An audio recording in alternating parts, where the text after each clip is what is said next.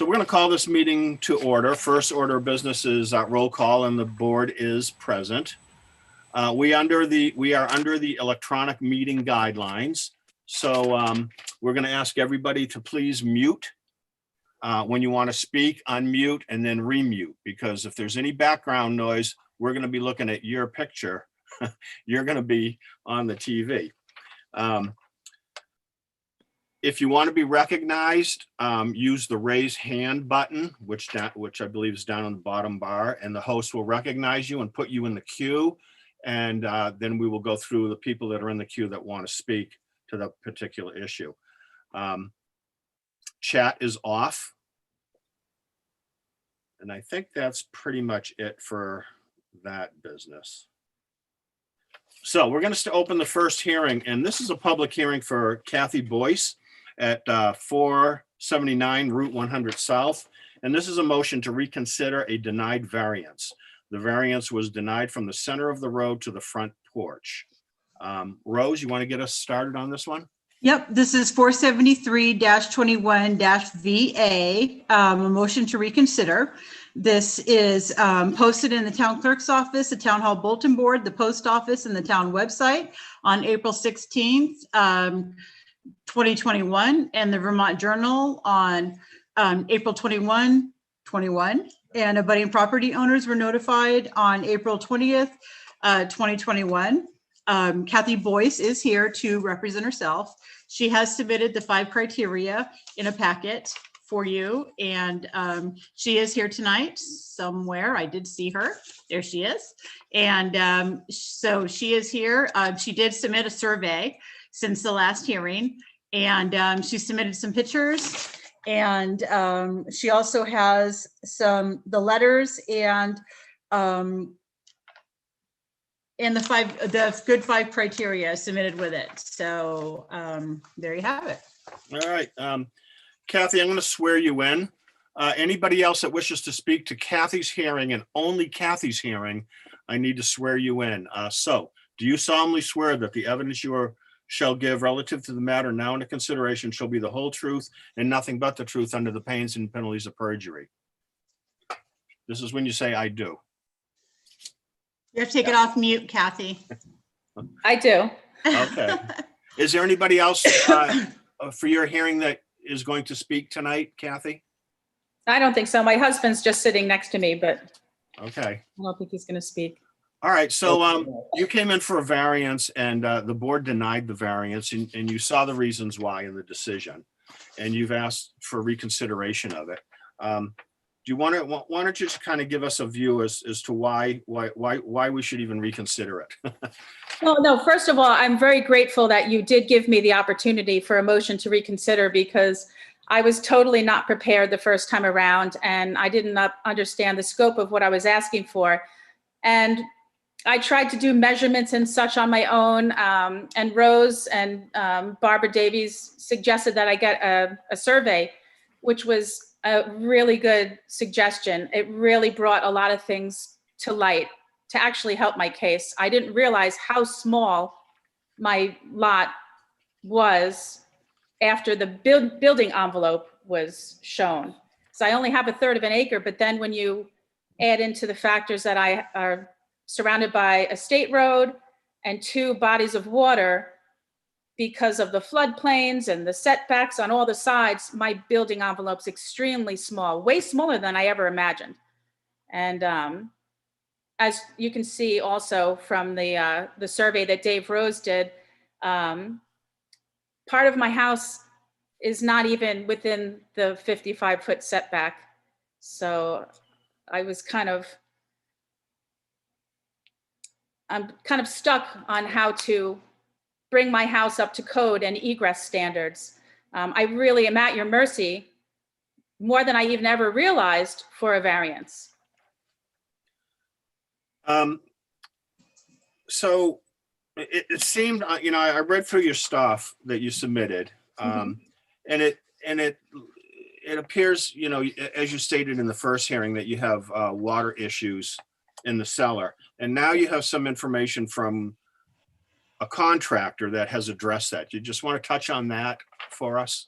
Yes. So My dad passed in 2017, and while I was staying with him, while he was passing, I was seeing all these things wrong with the house. The wiring was ancient, the windows, he had plastic covering them and everything. So I vowed to bring up the house up to code, and I wanted to help him do so, but he wouldn't have it. He was happy the way everything was. So I had Steve, the first thing I did was have Steve Blanchard come in and put all replacement windows in. And there was a few rotten sections of old flooring and whatnot. It was very booklet. So while he was there, he also had a friend, a licensed contractor, Larry Dana, who was doing upgrading the electrical work, because it was all the fabric covered wire. It was ancient, two-prong electrical. It didn't have the third ground. So the windows and the electrical and the flooring I had to do immediately. And while they were working there, which was in the fall, we had an unusually heavy rainfall, and they called me all alarmed because Larry was working on electricity down in the basement, and water was gushing in through between where the house sits on the foundation. On, what is it called? Sill. On the sill. I mean, it was gushing in. And so they called me in a panic, and they said, you have to address this. So they said, you need to call the town highway department and this and that. And then they've been working on the house here and there for over 3 years. And, you know, they suggested the best thing to do really is, if you're going to put a front porch on to meet egress, is while you're doing that, do a French drain. So we contacted George Tucker and bought gravel from him from Pelkey's Pit. And ironically, he's him and Oliver, they lived, that was their house. I knew that, you know, but he was like, this is so amazing, you know. That house was in their family till my dad bought it. But anyway, so I got gravel from George, and we built a really nice French drain as Steve specified, and it seems to help it has helped my situation a lot. And the state highway department has been out numerous times to check the culvert. They fixed the one culvert that goes under Route 100, but I have a culvert along the front of my property that runs along with Route 100, and it's not functioning. But I think I've kind of, for the most part, solved my problem. So between them coming and addressing that one culvert that goes underneath Route 100 and me doing the French drain under the porch, I think I've protected my foundation enough. And this spring I was living up there and I didn't have the water gushing in, and we had a lot of snow melt. So I feel pretty confident. So the issue at hand, of course, is the porch build out, which is into the, and you know, that's the violation. And there were two things that caught my eye in the evidence that you presented. One was that and I didn't know if you said it or if your contractor said it, is the slab was put there to keep the French drain and the soil in place, so that would continue to be functional and not wash away. And the second one was a second safety egress from the house.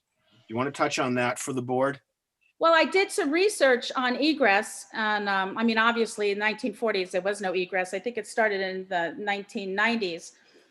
So, I mean, I'm trying to meld this 80-year-old home and bring it into egress standards and meet your standards too, as far as the town is concerned. And I found out that there's a requirement of a minimum of 36 inches wide and deep in the direction of travel out of the exit. So, I mean, I have to meet egress standards, have a minimum of a 36-inch pad. I mean, prior to that, it was a little wooden box that was sitting on the ground it was 22 inches, and it was just sitting on the mud.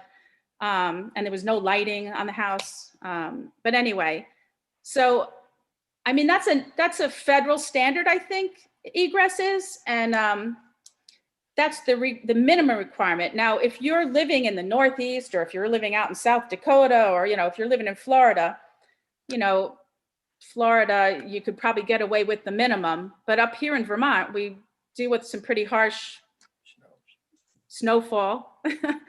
So I really feel I needed a little bit more than the minimum to protect us from the elements, not to mention the snowplow throwing snow in our direction. I had a huge pile of snow in front of the house this winter. It almost covered the speed limit sign. It was crazy. Phil, can I touch on that, please? Go ahead. So when Kathy and I were talking about this, and I had gone to the residence a couple times, her front door was totally covered with snow. I mean, you couldn't get out of that.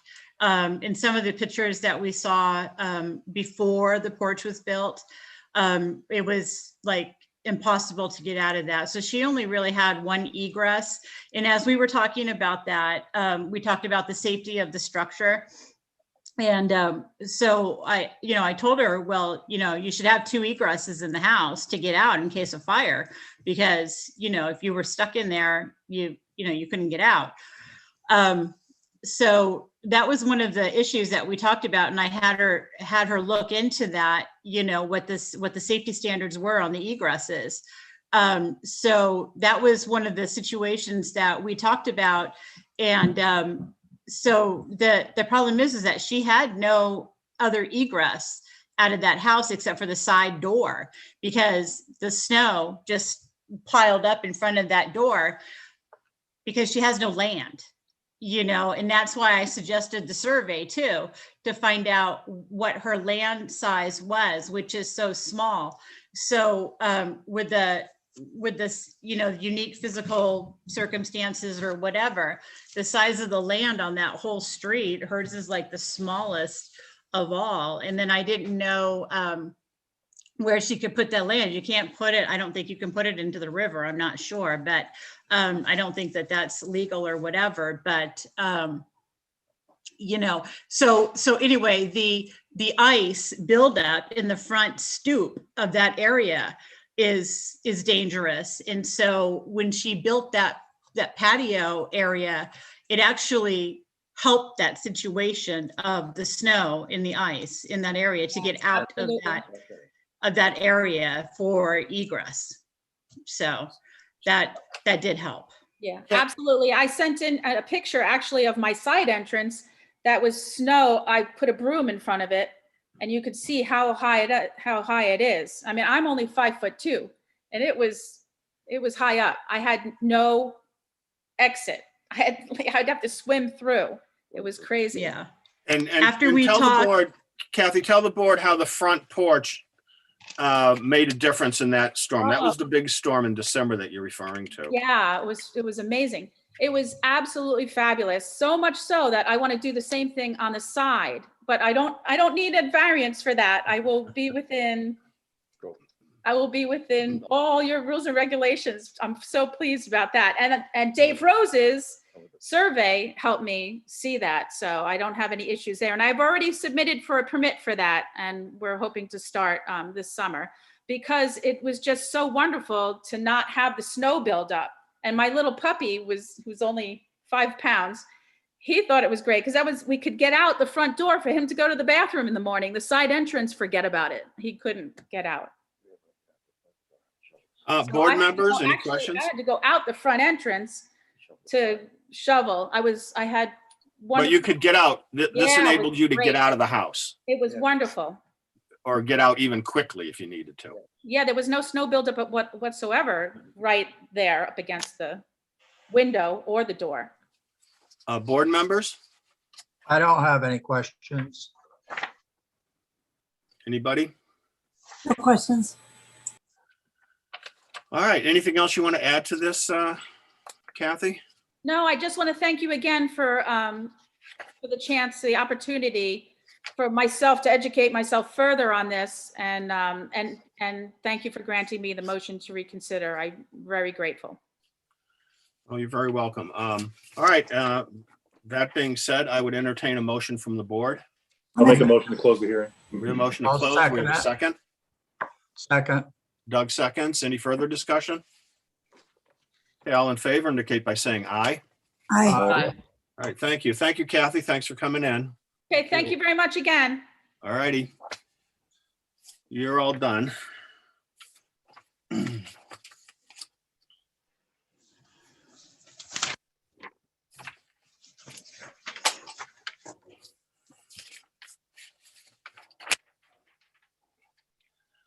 right, we're going to open up the recessed public hearing for Divided Sky Foundation at 262 Fox Lane Extension. And I would like to open up concurrently the Act 250 review at the same time, if nobody has an objection to that. Because as we take evidence in these types of hearings where both the conditional use permit and the Act 250 review are part of it, the evidence is often intermingled and answered as we go along. So I'd like to open up the local Act 250 review concurrently with the conditional use permit that we're recessed for, if nobody has an objection to that. Very good. So therefore, we're back in session, and I will remind everybody that you're still under oath from last month. And I know there are some new people that need to get sworn in, so we're going to do that right now. So all new folks that were not present last month, do you solemnly swear that the evidence you shall give relative to the matter now under consideration shall be the whole truth and nothing but the truth under the pains and penalties of perjury? Yes. And I hear I do. I do's. Yes. So I do. we are very good, very good. And we're all under oath. So here we go. Just a second, should I admit Connor McKenzie and NRM McDonald? They're not on my list. I don't see them on my list. Okay, thank you. As before, Leisha, you have the green light to interrupt for clarification on minutes. And just again, remember, folks, we have a recording secretary. It is also being tape recorded. I don't know if they use tapes anymore. And it's being filmed. So this is an on-the-record DRB, and all those things are happening as we speak. So where we left off last month, we were going to start with the site plan. One of the things I just want to go over with everybody is that we are to respect each other, and the board is here to get evidence. But we're not, I don't want to keep going down the same road of stuff we've already heard. What we've heard, we've heard. We get that part. So let's try not to be repetitious, presenting the same stuff over and over. So what we're going to start is we're going to get into the site plan for starters here. And that encompasses a lot of stuff. And in the site plan, we'll discuss the character of the neighborhood, and that we know certainly that's a huge issue.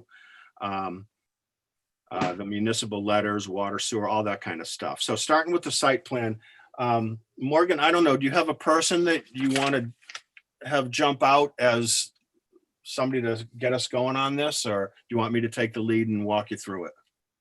So I'm going to pass it over to Pat Smart. He's going to be going through the site plan, and he can also share his screen if anyone needs to see the site plan up. Great, thank you. Patrick? Unmute. Hi, good evening. There you are.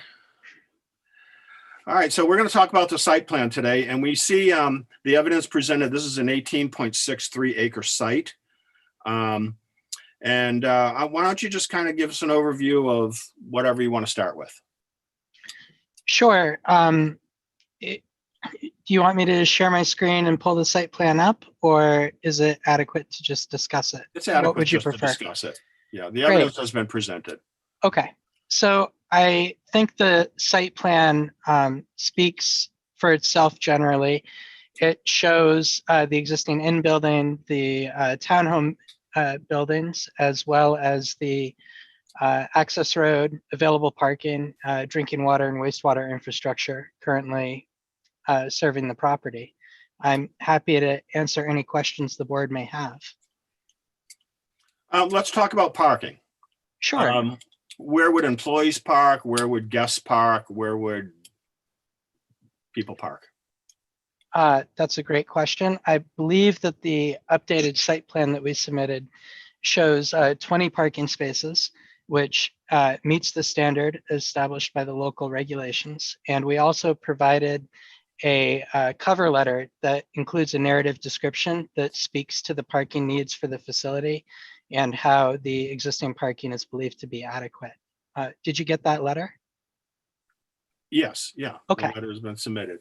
Now, the facility, does the, is there any plan in place at this point for parking, or is it just, I mean, have you guys thought about where you want to park? Because you own the property, are you going to park up on top of the hill? Are you going to park near the lodge? Where do you, I mean, it's your land, but where do you plan on, where are the employees going to park?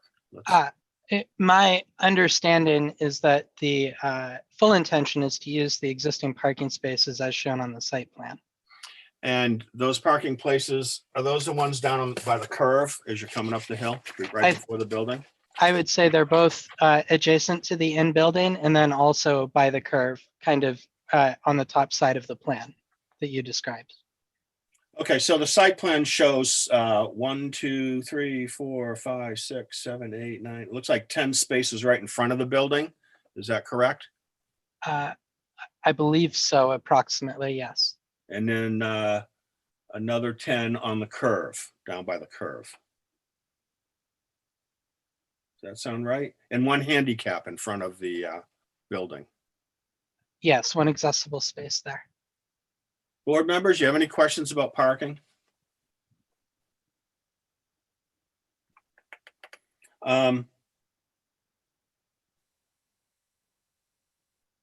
So I'm sure the neighbors are very curious. Does the facility plan on parking up on the hill? I don't believe so. Okay. Any questions out there about parking? Yes, Mr. Chairman. I suspect perhaps Jim can probably speak to some of the concerns with the parking as shown, the contemplated parking as shown in the curve. But before I hand it off to Jim, I just have a few concerns here. Fox Run folks object to the contention by the applicant that this site only requires 20 parking spaces. It's unclear from the section on parking, section 530.1. The zoning regulations indicate a hotel, motel, tourist home, or boarding house must have 1 space per bedroom, whereas a dormitory, nursing home, or hospital must have 1 space for every 2 beds. I'm assuming that's the section that they are arguing applies here. However, there's also a section for unspecified, or a provision in this section for unspecified uses, which dictates that there must be 1 parking space for every motor vehicle used in the business, plus 1 space for every 200 square feet of floor area.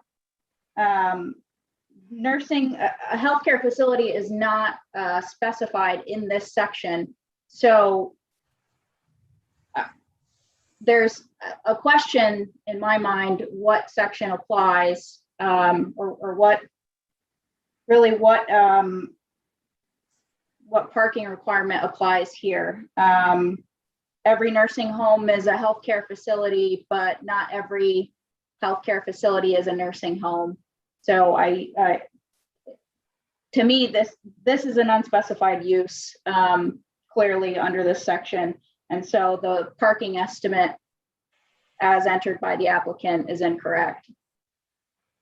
But they're referring to parking down around the facility. Why can't they park up on the hill then? I'm sorry, what was the question? Why can't they park up on the hill? And that would solve that problem. They own the land, it's their land. So I don't think parking within the curve as contemplated would be feasible. And I'd rather have you hear from Fox Run folks on why that is. But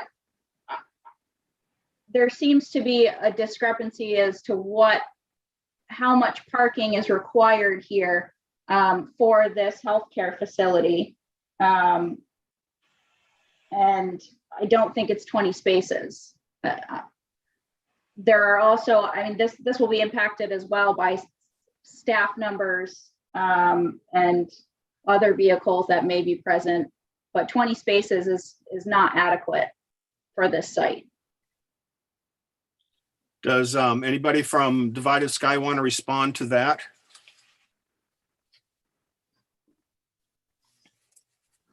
I would like to just state for clarity, just to reiterate what I provided in the cover letter, that the proposed use of the healthcare facility, we are meeting the standard of providing one parking space for every 2 beds, and also the number of spaces that we're showing are greater than the number of staff that will be on site during any given time. We expect that 14 staff will be present, which is less than the 20 spaces that we're providing. And our client intends to arrange transportation for clients coming on site for treatment, and they won't be parking at the facility. May I Will, respond to that? just one quick question. Will clients, so you're saying that clients are not arriving in their own vehicles? That's correct. Tony, did you want to respond to that? So in response to that, my question is, so if patients show up with their own vehicles, will those vehicles get towed? What did you say? Will there be a what? So the applicant is proceeding under the assumption that patients will not have their own vehicles on site. And if a patient does drive themselves to the facility, what happens to their vehicle? Will it get towed, or will it park in one of the available parking spaces? That's a Divided Sky question. This is Morgan. Their vehicle will not get towed, and we will arrange transportation for all clients coming on to the property. So that's that. So it will not get towed. It will not get towed. Okay. The other concern with understanding and this, I'm using some of the information from the traffic assessment submitted by the applicant. The 12 staff leaving and 15 staff arriving does not account for the overlap that will occur. In other words, it won't be 12 people leaving and then 10 minutes later, 15 arrive. Obviously, there's a change off at the facility. So all those vehicles will be there at once, which will require more than 20 parking spaces.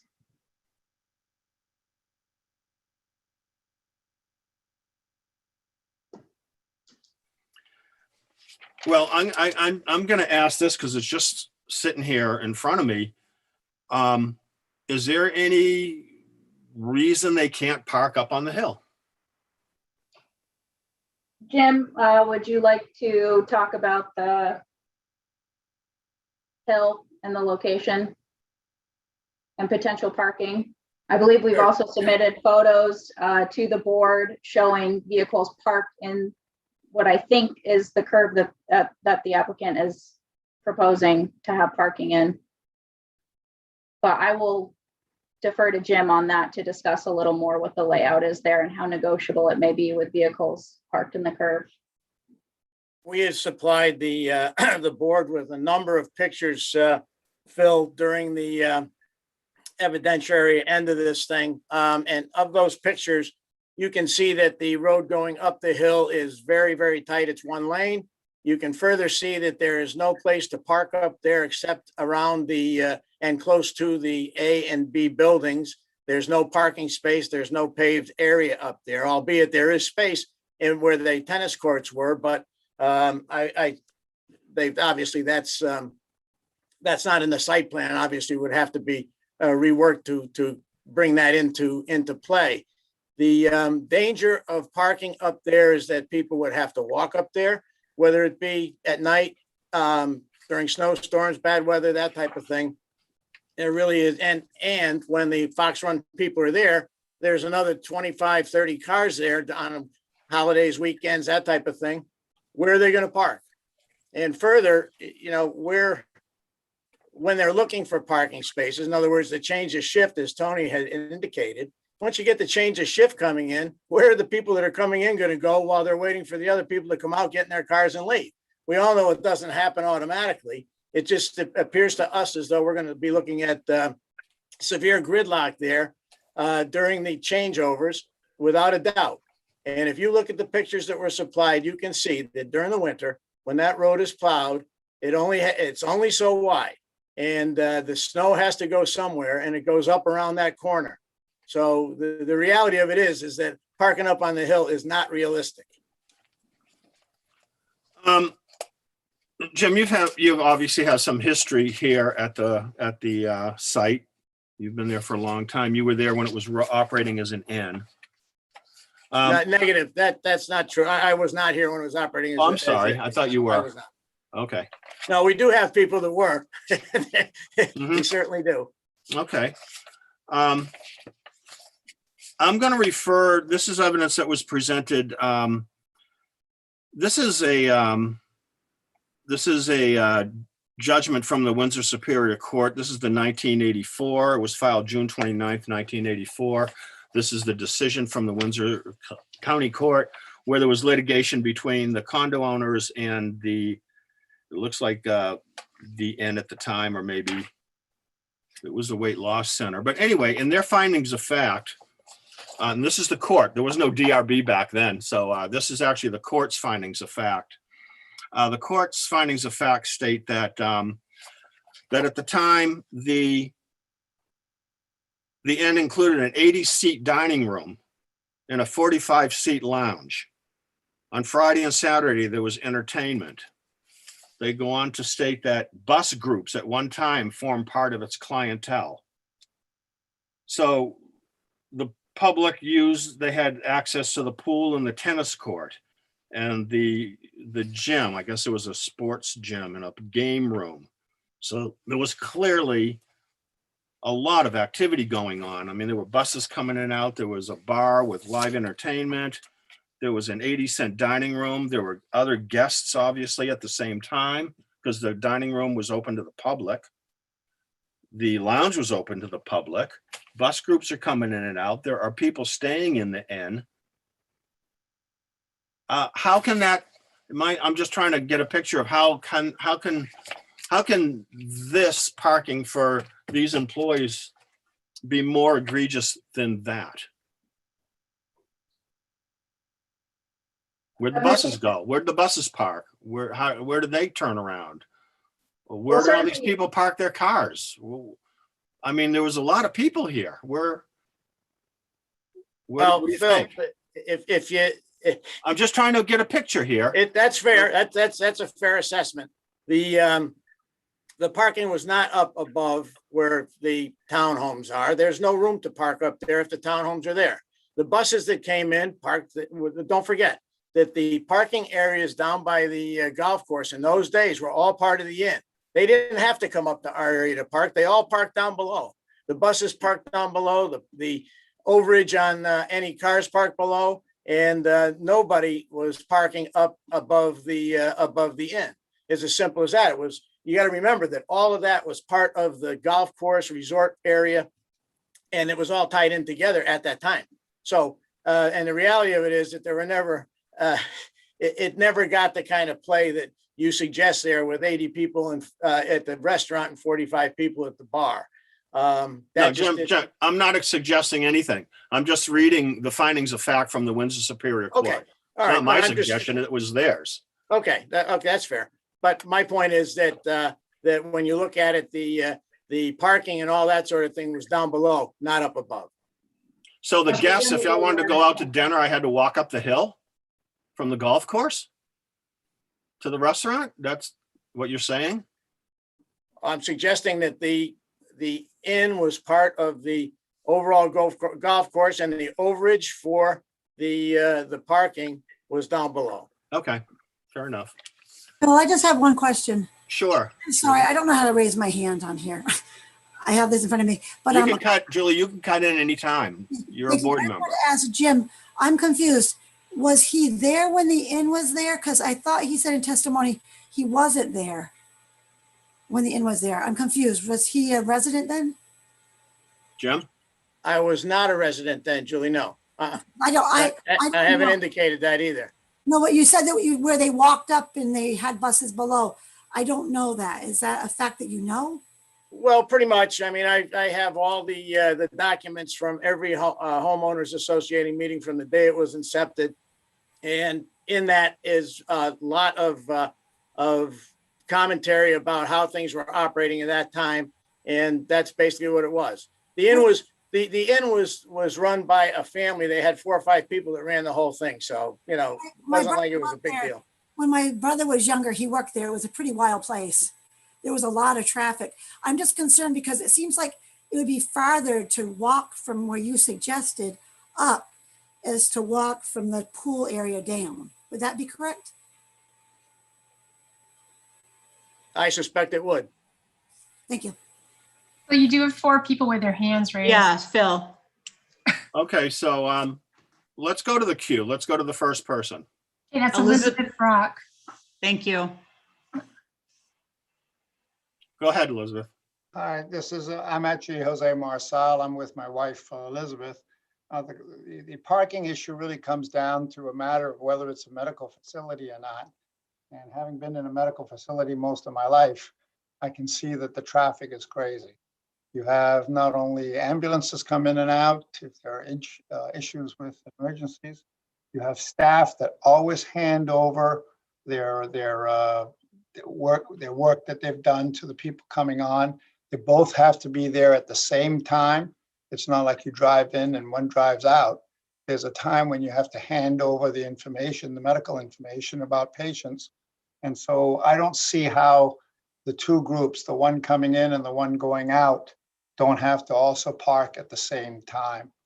The final thing is that if there are emergencies there that occur, and they will undoubtedly be emergencies that occur, then you have to also take into consideration the emergency crew that has to come up, the police, ambulances, maybe even the fire trucks. And the question really is, you know, how are we going to accommodate all that up there at the same time? I'll take myself off the air. Thank you. Next, Next, Brian next. Maggie. Who's this? Brian Maggie. I'm sorry if I said your name wrong. No problem, Terry. Maggie, thank you. Phil, just the one first thing, as far as you mentioned in the 1980s, it went to a court hearing as far as the inn and what the issue over parking. But now with the zoning regulations, when you look at the additional parking space requirements, it says it needs to be within 300 feet of the entrance to the facility. And as for the site plan, if my calculations are correct, I don't think that upper space area is within 300 feet of the facility. And also, as noted, it would be a pretty treacherous walk up and down that hill in snowy and icy conditions. And the other issue, when you look at the site plan, the 10 spots that are noted around the curve, especially the spaces on the west side of that curve, there's a significant grade change right there. So what is Divided Skies plan to establish those parking spaces in a safe manner around that curve? Great, thank you. Next person in the queue, Julie Nicely. Julie? Yeah, I just wanted to speak to the actual shift changing. So with shift changing, it will be staggered. There wouldn't be actually all 14 staff leaving at one time. So there'll be several different positions that work different shifts. So there'll be times where only 2 staff are leaving, 2 staff are coming on, and so forth. But there will be different shifts for different staff, different times, and it'll all be staggered. So it wouldn't be a whole entire shift, a whole entire crew of people at one time. Great, thank you. Next person in the queue, Doug Leach. Yeah, hi, everybody. Yeah, I was just going to share what Julie's shared. Our staffing is staggered. We're not running a hospital, so it's not shift change with hundreds of nurses. We run these programs all over the country, and we're very confident in the number of spaces, and we don't believe that we'll use all 20. So I just wanted to share that the staffing plan or the parking plan that we submitted is adequate for our use, and this is based on our experience running treatment centers that are the most highly regarded around the country. We've been doing it for a really long time, so just wanted to share that. Thank you. Anyone else in the queue on this? Yeah, yes, Mr. Chairman. Tony, So I guess my first question is, how many staff exactly are there going to be at the facility? Because the applicant's zoning application says 30, and their application submitted to the Green Mountain Care Board says 40, and the traffic assessment submitted to the board says 45, or to this board says 45 plus. So I guess the parking, what's the number going to be? Because this number is obviously going to impact the parking and traffic issues. You know, we're talking about staff overlapping, but I believe the parking, I'm wondering what the staggering shift times are, because they've also included, I believe in the traffic assessment, that all shift change will occur during non-peak hours. So I'd like some clarity as to when the proposed shift changes are. We're not considering traffic and parking generated by aftercare patients.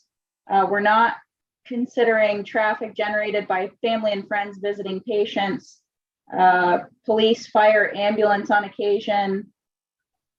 We're not talking about existing traffic generated by HOA folks. When you add in the occasional traffic that was mentioned in the traffic assessment, patient intake and discharge, mail and parcel delivery, garbage, laundry, food service, all of these other occasional trips up this single lane dirt road with a steep incline with switchbacks. Frankly, I don't think 20 spaces is adequate. I don't think that that's the applicable number here under the zoning regulations and under section 530.1. And certainly I think this facility or this site cannot comfortably accommodate a much larger number than that. Does anybody from Divided Sky want to touch on that? So Phil, this is Doug Leach. It's just hard to answer these questions, and I mean I understand what's being asked, and without having any knowledge of how these centers work, these questions would come up. But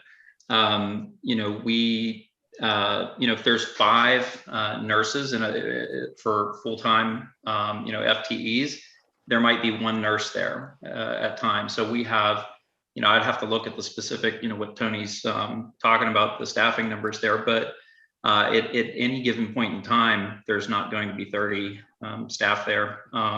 Just not how it runs. I mean, if we have programs that have 30 FTEs and there's maybe 7 people, 8 people there at a point in time. And just as an example, so I mean, looking at the number of full-time equivalents and jobs created does not mean that everybody's there at one time.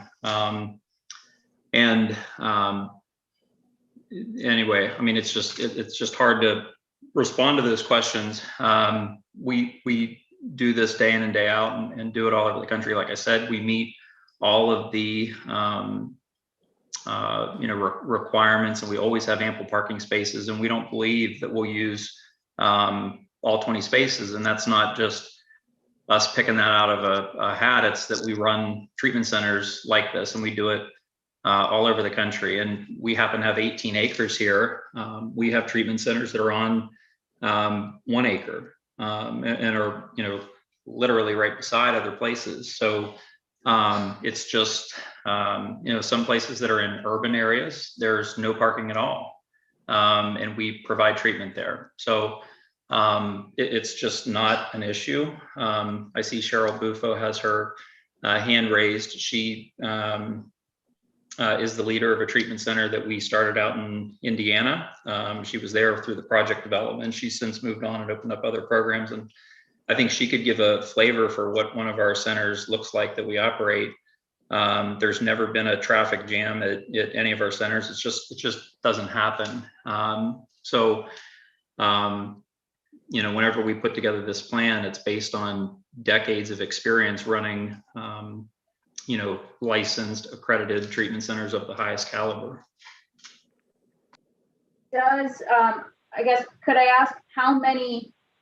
Could you tell me how many employees Divided Sky will employ?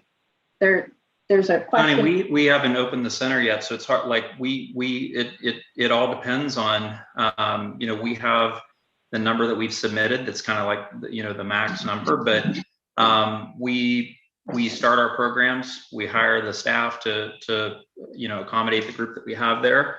Our staffing plan is adequate and in line with all of the regulations for treatment centers like this. The parking matches the staffing plan. As has been said, patients coming, or our guests, we call them, don't bring a car. It's just, it's not an issue. People just don't show up and knock on the door. You have to be admitted in, pre-admitted. And so we have a plan for every person that's coming to the facility, and their transportation to the facility is part of that plan. It's a non-issue that it's kind of hard to, try to respond to all these different questions that are gone in a bunch of different directions, because again, we do this all the time in the spaces that we've planned for, meet the code, and they're ample for our use.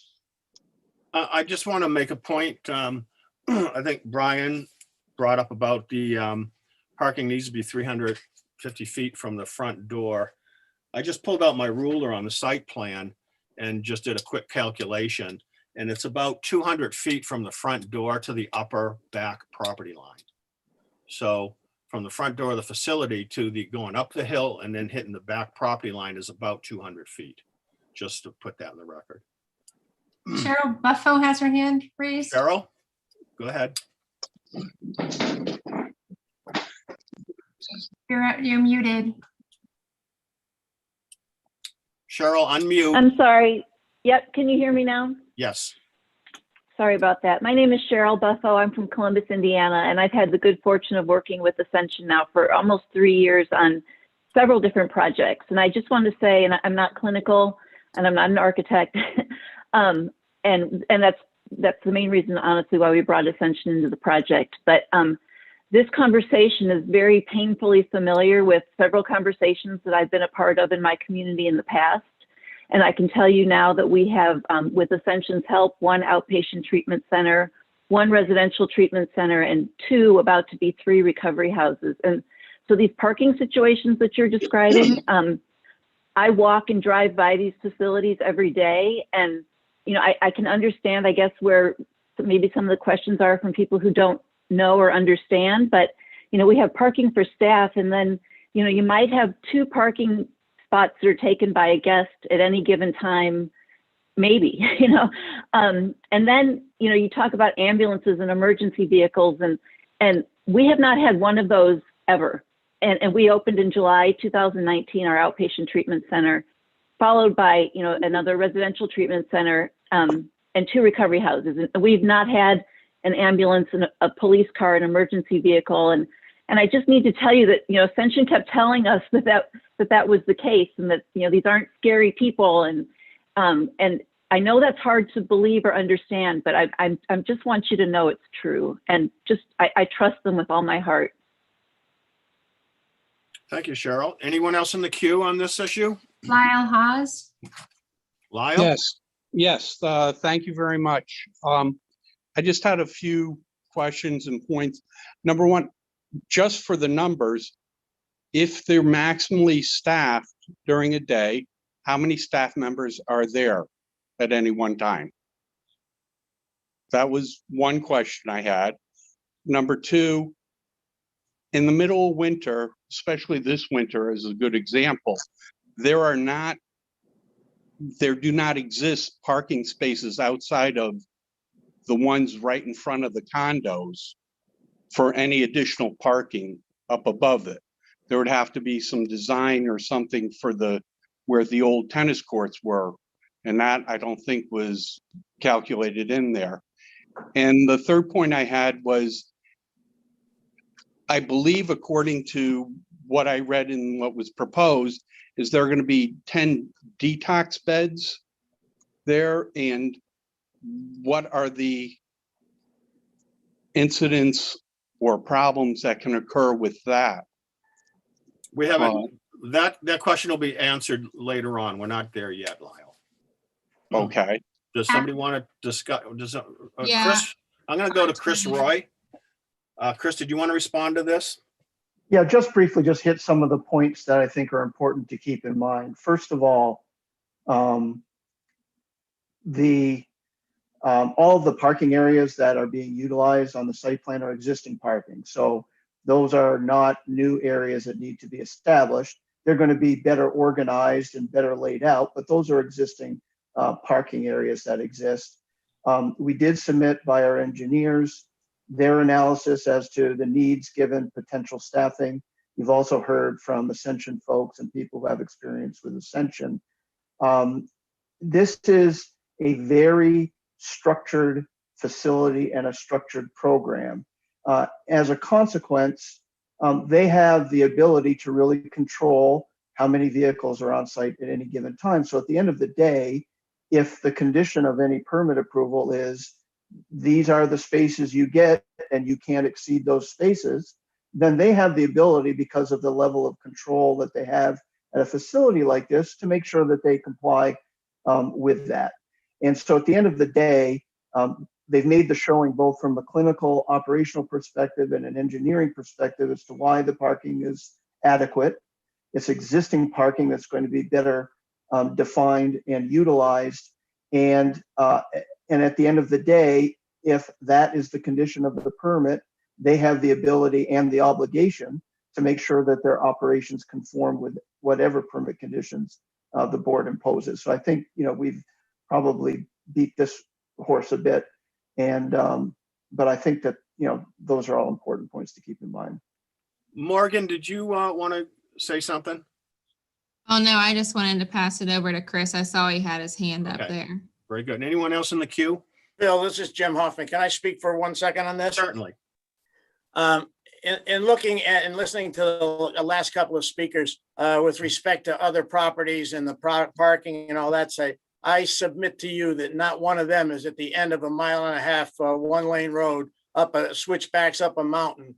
They're in urban cities, and even the ones that they've submitted themselves to the board as reference, you will see that a 30-bed unit with 12 detox beds in addition is located in West Virginia. It has 30,000 square feet of space, 92 parking spaces, and this, by their own admission, is the space that they need to operate a facility like this with this number of people. There's no question about it. This is what it is. It's 92 parking spaces of what I could count, and there's not a soul in sight. It's out in a serene area where they talk about how this is how their treatment goes, and I like that. But that is not going to be the case here. Further, you talk about the numbers of people. They're going to be cramming 40 people into 11,000 square feet, 1/3 the property that they themselves say is what they are selling. So I just want to make that point, that not one of them, they're all on thoroughfares or out in the middle of area that's uninhabited. Thank you. Anyone else in the queue? Can I share real quick, Phil? Brian. Who's this now? Yeah, Brian and then Doug. Julie. No, I'm going to give it to Doug to respond. Yeah, just wanted to say, I mean, it's really hard when, throwing things out there. The 92 spots that was built, we have multiple other pad sites. They're going to build other hospital buildings out there that parking lot is for. So it's just, you're comparing apples to oranges there. That's not I just wanted to make sure that was very clear that 92 spots for a 30-bed facility it's not accurate. And we do things in very rural areas. The Jacob's Ladder program on the Aurora project is about 1.5 acres. We have 24 beds there, and there's about, I think, 7 or 8 parking spots. And it is up a hill and a very steep hill. And it really reminds you of, of the Fox Run area, except it's not 18 acres, it's about 1.5 acres. So it's just hard whenever people throw out examples that are not, they don't really have basis. So I just wanted to clarify that. Doug, let me respond to that.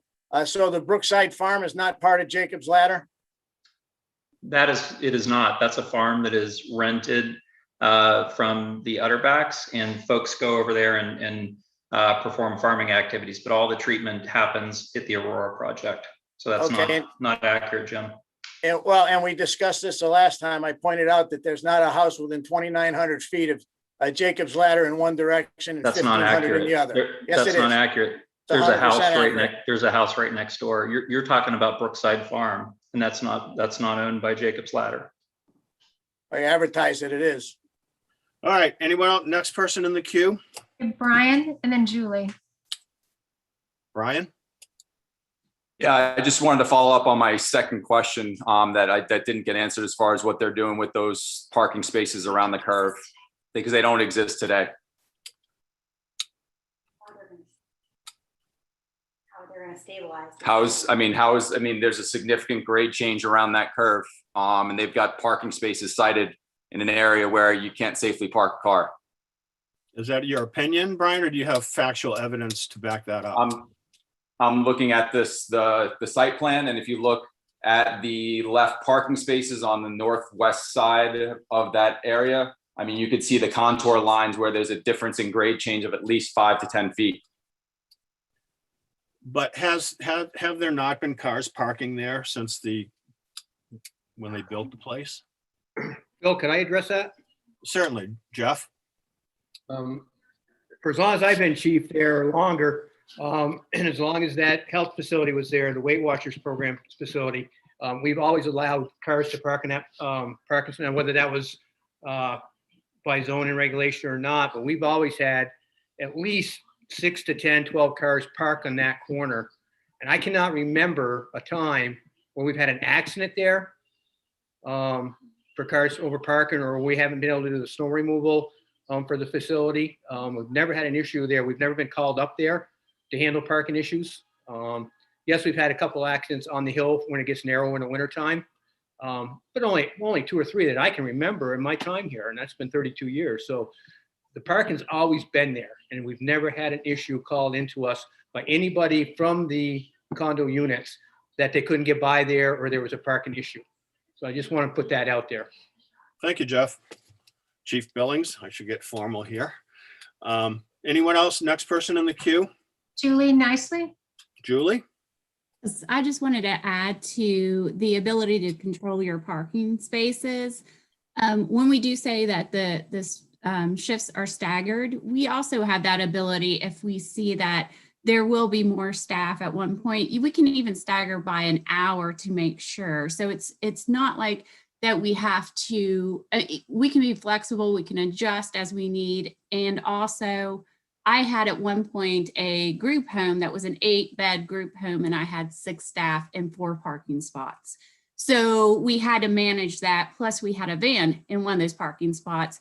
And there was ways around that to control that, because there was absolutely no way to park any more than that allotted amount of cars. So as an organization, we controlled that by shuttling if we had to shuttle. We would have parking where we could actually do parking maybe on an offsite area that we owned as well. So there is that ability to control that knowing that you have those 20 spots and to stay within those 20 spots and watch the traffic flow within that. Thank you. Anyone else in the queue on this? Tony in the queue. Tony? Yes, thank you. I just have a couple more questions regarding the parking, and I would like an answer to the question of how many people the facility is going to employ total. Because again, there are some discrepancies between the application submitted to this board, the application submitted to the Green Mountain Care Board, which I don't believe has been provided to this board. It was submitted late after the document submission deadline for this board. But in the applicant's application to the town of Ludlow, they have included the number of 30 for staff. In the Green Mountain Care Board application, they have represented that they will employ 40 people, and in the traffic assessment that has been provided or submitted to this board, they represent that there will be 45 plus employees. So my question is, how many employees will this proposed facility employ?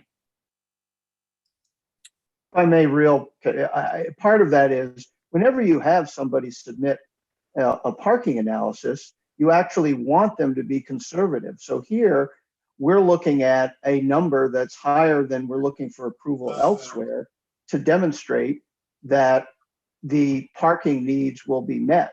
So again, it's not, I don't think the DRB typically gets down when it's dealing with conditional use and site plan applications into daily shifts and numbers of employees. What they deal with is, can the parking needs be met? And here we use a very conservative number, conservative meaning, let's look at the maximum impact potential and do we have enough to meet it? So even with 45, we believe that we've shown what's needed to demonstrate that adequate parking is available with 20. And I think, we've heard from everybody else on that issue as well. Thank you. And I have just one other question. Will the facility allow visitors? That's a divided sky question. Yeah, I can answer that. Visitors for programs like this are at a specific time. So we do that on the weekend when there's not clinical programming or not high volumes of clinical programming. So whenever we've done this at Hazelden, Betty Ford, we would have it on a Sunday from 3 to 4 would be visitation. And then we control who visits and set up visitation so that maybe 3 families, are coming to see or friends or support systems. But whenever visitors come, it's not visitors that come anytime or when they want. It's at scheduled times, and we do that again usually on a Saturday or a Sunday at some time.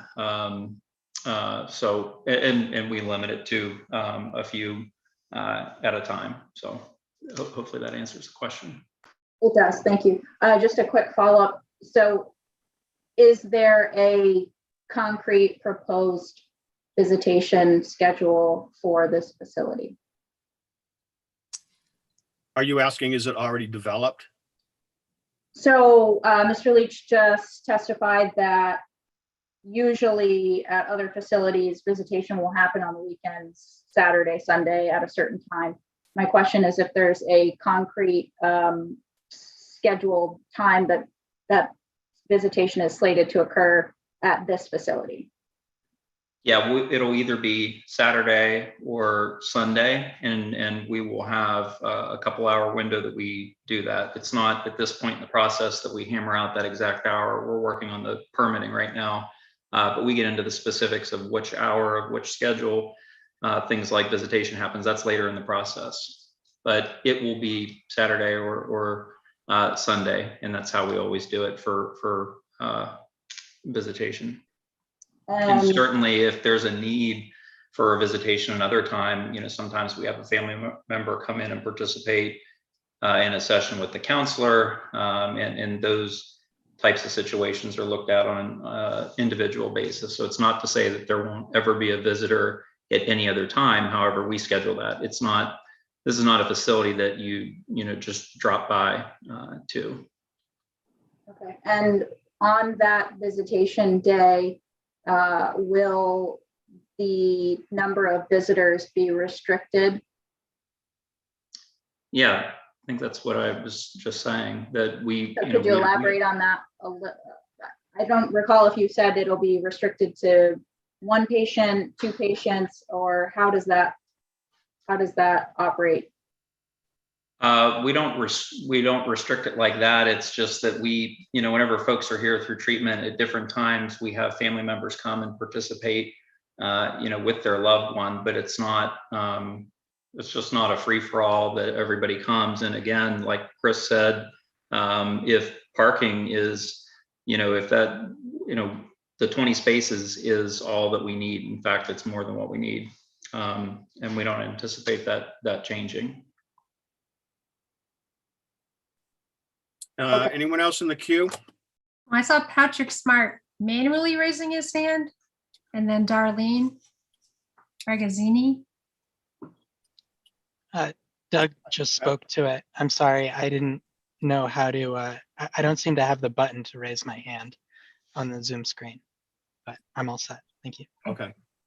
So you have Darlene Ragazzini. Darlene? Unmute, Darlene. So I just want to follow up on that statement. So are you saying that Darlene, what statement? That Doug just said that there's going to be, in other words, a patient or a client there would only be allowed to have one visitor at a time? And secondly, if they are allowed to have more than one visitor at a time, and the parking becomes an issue, where will they park? And have there been discussions with the new owner of Fox Run to allow parking down in his parking lot? And thirdly, will they be allowed to be outside and walk around unsupervised with their loved ones? Anybody want to tackle that one? Patrick? Unmute, Patrick. So I can speak to the first questions that were raised about parking and structuring a visitation. And I will just affirm and reiterate that my client and our applicant has clearly stated that 20 parking spaces will meet the need for the proposed use of the facility, and that they plan to structure visitation accordingly, and they will handle programming as necessary to make sure that the 20 spaces are adequate for their needs. Maybe Doug can answer the last part of Darlene's question. Will the residents be allowed to walk around freely with their loved ones during visitation day? How does that work? Are they cruising through the woods, and what's going on? That it's a hard question to answer, because it's rooted in these are bad people and they need to be chaperoned and escorted around, and that's not the case. These are people that are here voluntarily. I'm going to object just to. And so anybody, of course, they can walk outside with their loved one. Yeah, it's a tough question. I have to follow up on that because my son was in a rehab center, and he was ordered to do that by a court. So are you saying that there is no one who is going to be in that facility who will be court ordered? And when I went to visit him, there was a very strict policy in terms of when I could go, what I could do, what I could bring in, and where I could go with him, which was mostly just to the cafeteria for a limited period of time. I was not allowed to be outside with him. He was not allowed to be outside with me. And will that be your policy? Will visitors be checked? I think we discussed. And will there be court-ordered clients in that facility? I think that we already, I think we touched on a lot of that last time.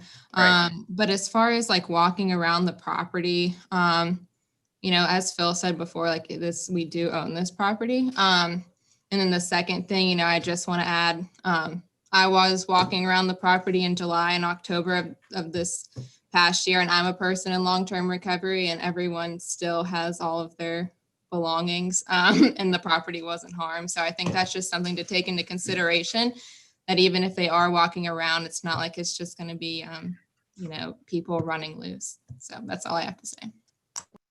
Julie's hand is raised. I would like Julie, I'd like to make sure that my objection was noted for the record. what was the objection, Tony? I'm sorry. My objection is to the assumptions and the characterization of why these questions are being asked for some nefarious purpose. I think Fox Run folks have a legitimate interest in how traffic and the presence of more people are going to impact the character of the area, and they're allowed to participate and ask these questions. And as we have made clear, we have no ill will toward people in recovery. Everybody at Fox Run in one way or another has been affected by addiction. And, I object to any characterization of their, of any suggestion that they are discriminating or stereotyping in any way. They're simply asking questions that are relevant to this proceeding as to how that will impact traffic, parking, character of the area, and related issues. Tony, do you feel that the DRB is limiting that discussion in some way? So not as it pertains to this this particular reason that I'm objecting, but while you raise the issue, I do have to object to the general format of this hearing. This is an on-the-record hearing. It's been a little difficult to follow along and have a meaningful opportunity to direct examine witnesses, cross-examine witnesses, object to certain statements or evidence that's been entered, and certainly doing this over video conference with this number of participants is a bit unwieldy. I recognize that COVID has brought that on, but the fact that this being on the record makes these errors fundamental and prejudicial.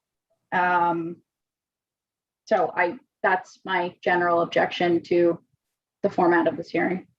I want to just state the board's position on this, and I said it at the very first part of the very first hearing, is that you're right. It's very difficult to do these on a Zoom meeting. There's no doubt about it. But I also said that our intent is for everybody to be heard.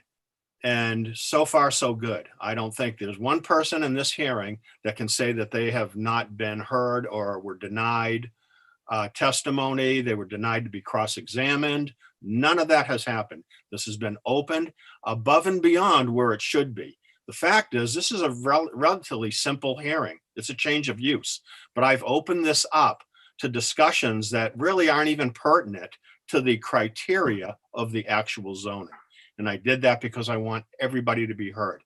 I know this is an emotional issue. I know it's far-reaching with all kinds of different tentacles out there, people's lives, quality of life, neighborhoods, loved ones, all of it. So the board has taken the approach to go above and beyond to let everybody be heard and everybody have an opportunity to respond to what's being heard. And if anybody here during this hearing feels that that's not happening, please speak up, because I will address that immediately.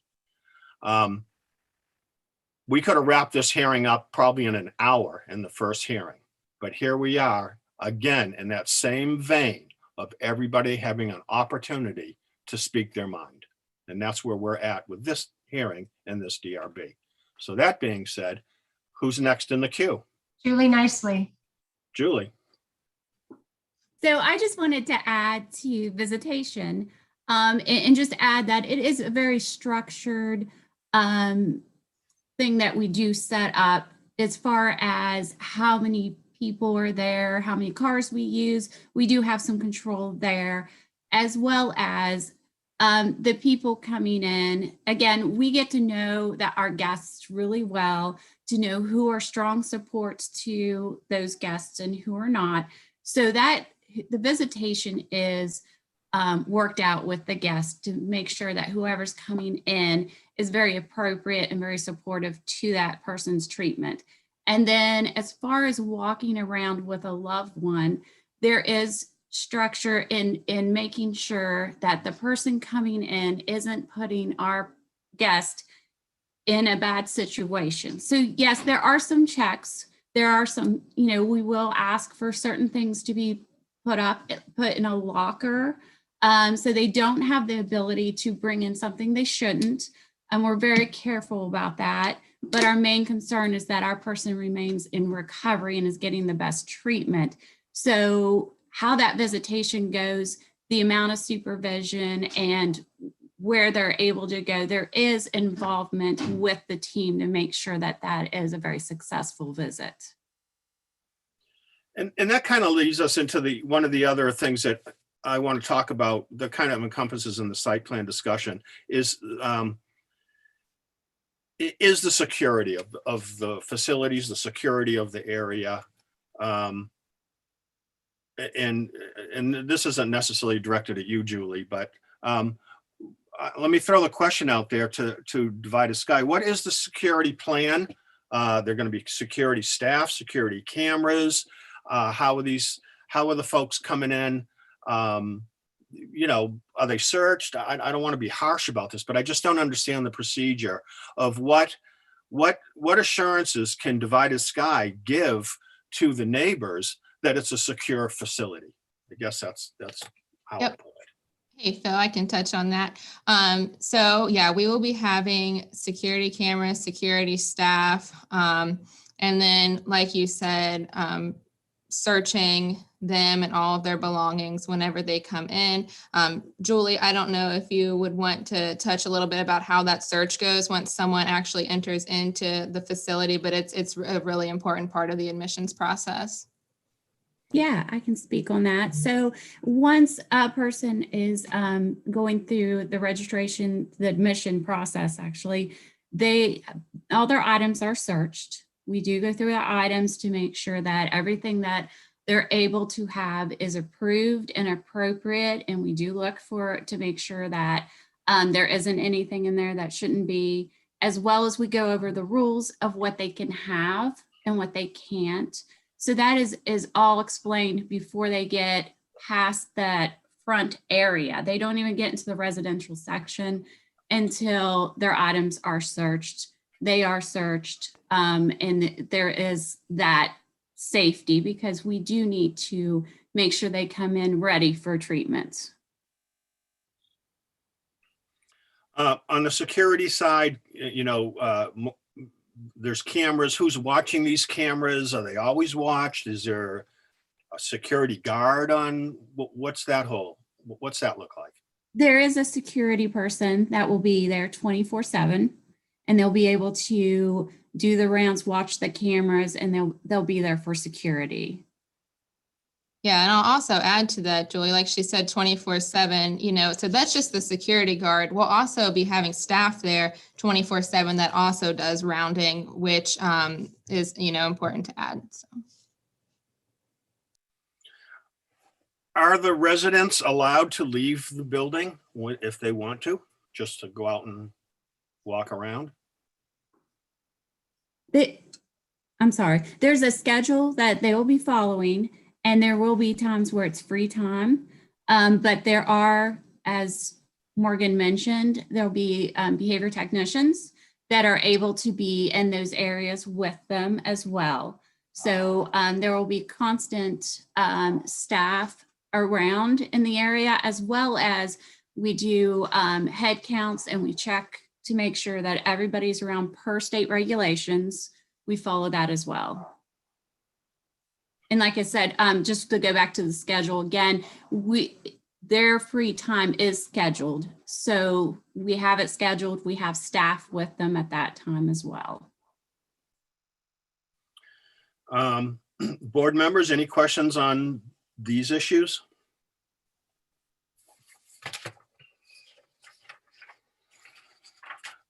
Okay, I'm going to open the queue up to the security questions, cameras, staff, and so on. Anybody in the queue? Yeah, you have Darlene Ragazzini. Darlene, unmute and talk to us.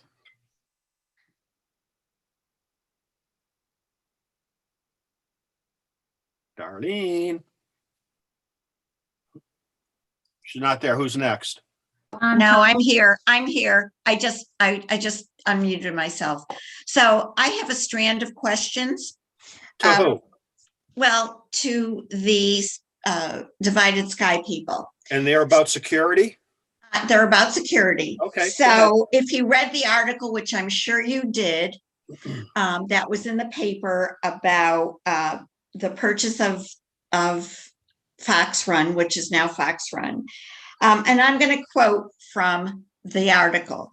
The driving range and family for practice area are staying put, but Caruso is adding several family-friendly features to that area, including bocce ball courts, horseshoe pits, and a dog park that will meander from behind the maintenance building, which is very close to the building that's being purchased, and building along a trail to a small park with benches, eventually leading to a snowmaking pond.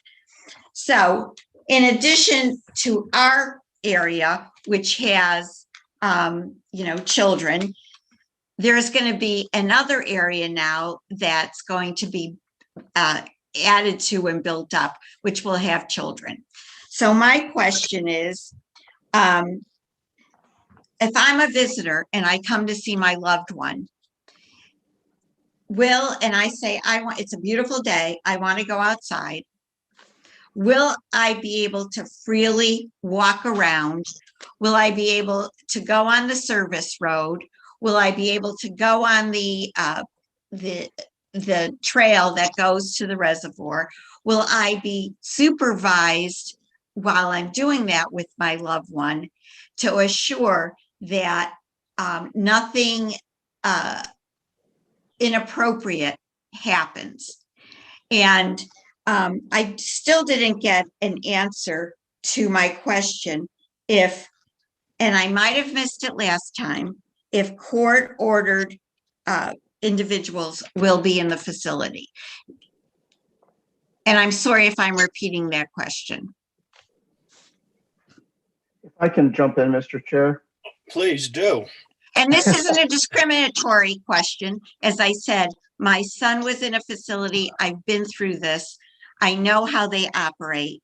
And he's thankfully home now. And we've had a successful experience. But again, it's not a discriminatory question. It's just a question that I think needs to be answered. Chris? Thank you, Mr. Chair. First of all, go back briefly to what you mentioned. And I've served on public boards before, and I know that it's a line that we follow, or we have to figure out with communities. Do you want to just be strict about what's before you, or do you want to give folks an opportunity to be heard? And I always erred on the side of letting people be heard, and that's how this board is erring. For instance, I haven't objected to every statement that hasn't been explicitly tied to one of the zoning standards. And the reason for that is while it's an on the record review, also, this isn't a court of law. You guys are allowed to hear what there is within, as long as it is tied in some way to one of the issues before you. And then you separate the wheat from the chaff in your deliberations and figure out your findings and conclusions based on that. So I do think you have erred on the side of allowing folks to be heard, judging just simply by amount of time that people have been talking about things, if nothing else. So I did want to mention that. The one thing I would also like to, in response to Darlene's question about court order, but then statements that people are there voluntarily, those are two separate issues. Somebody may be ordered to seek treatment, but their choice to come to this particular facility and to abide by this facility's rules and treatment protocols is voluntary. So those are just because you're court ordered, and I think you heard from Mr. Leach and others at the last meeting, is sometimes a court order is not to put too fine of a point on it, the kick in the pants people need to go get treatment. And then they voluntarily choose the treatment location or approach that's right for them. And in that respect, it's voluntary. Finally, I'm not really sure, and here is a circumstance where I will say we might be going too far afield with Ms. Ragosi's questions here. That, for instance, my clients may have concerns that the folks who rent their condos next door, over Airbnb, what do they do to check to make sure that it's not going to be a wild bunch of partiers up in Okemo for the weekend that are going to come down and interfere with our quiet therapeutic facility? Well, we don't, that shows how absurd the question is. And that's why, frankly, if this was, let's say, a cancer treatment facility, would we be talking the same way about people walking outside during their cancer treatment? I don't think so. There is literally no evidence before the board to suggest any real danger of any disruptive behavior that will impact the character of the area here. Nothing. There's a lot of evidence to the contrary. And then we have a lot of non-discriminatory speculation about those kinds of people being next door, which frankly echoes the court proceedings from the 1980s, where the weight loss people were those kind of people next door. And now it's the treatment people, but they're not discriminatory. And by the way, it's completely inappropriate for the board to worry about future development somewhere else as a reason to prevent current development here that complies with zoning. So there is a line. We want everybody to be heard, and they can put, they after their little statements, they always add at the end, but oh gosh darn, we've all been touched by this and we aren't being discriminatory. And yet they make caricatured, stereotypical, unsubstantiated, speculative statements over and over again, frankly, rehashing the same points we've heard all. We get it. They don't want it next door. But that's not the question. The question is, does the application satisfy the zoning standards? And we're yet to hear anything that suggests that there's anything about this application that does not satisfy all of those standards. I have I'll to go back. respond to that. Certainly. Attorney Roy's characterization that safety concerns have not been entered into evidence is false. The chief of police at the last hearing raised safety concerns. The fact that I believe you also just made a contention that there's yet to be anything challenged about that the applicant hasn't met the criteria in the site plan, and that's we've challenged parking and traffic concerns. This is again, Fox Run folks don't need to justify and before any question is asked of this applicant, represent or make sure that people know that they don't need to prove themselves that they're not discriminatory. Miss Ragazzini should not have to explain that she's been personally affected by this by her son going through treatment. Again, if we want to keep this on the issues about parking and about the site plan and about the character of the area, we can certainly do that. But we can't act like these aren't valid questions and they're not relevant to the board's inquiry. Thank you, Tony. Anyone else in the queue here?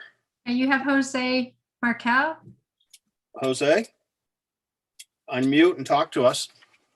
Again, my concern is that this is going from a residential or a leisurely activity place to a medical facility. The fact that they have to have JCAHO approval in order to be able to bill insurance companies for their services means they have to meet JCAHO criteria. And therefore, it is now going to be a medical facility. As such, I would like to know where their backups are going to be. If someone gets sick, they're treating not only people who have drug addictions, but they also have people who have psychiatric issues. And so the question then becomes, when emergencies come up, it's how many miles to Springfield Hospital and how many miles to Dartmouth and how many miles to, what are the plans for the security, the medical security of these people if they should ever fall ill? I live up in the top of the hill. I'm happy to come down to do CPR if I'm ever there. But the issue is that you have patients who are on multiple medications, who may be withdrawing, who also have medications to treat that. And there are all sorts of medication interactions that some of us don't know about until we do it.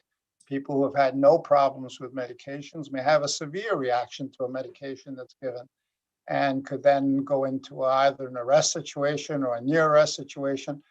And so I wondered where the medical backup is going to be for these people, because we're miles away from anything sophisticated. Divided Sky, do you want to address that? Yeah, sure. I think that we touched on this the last hearing. Is that correct, Secretary?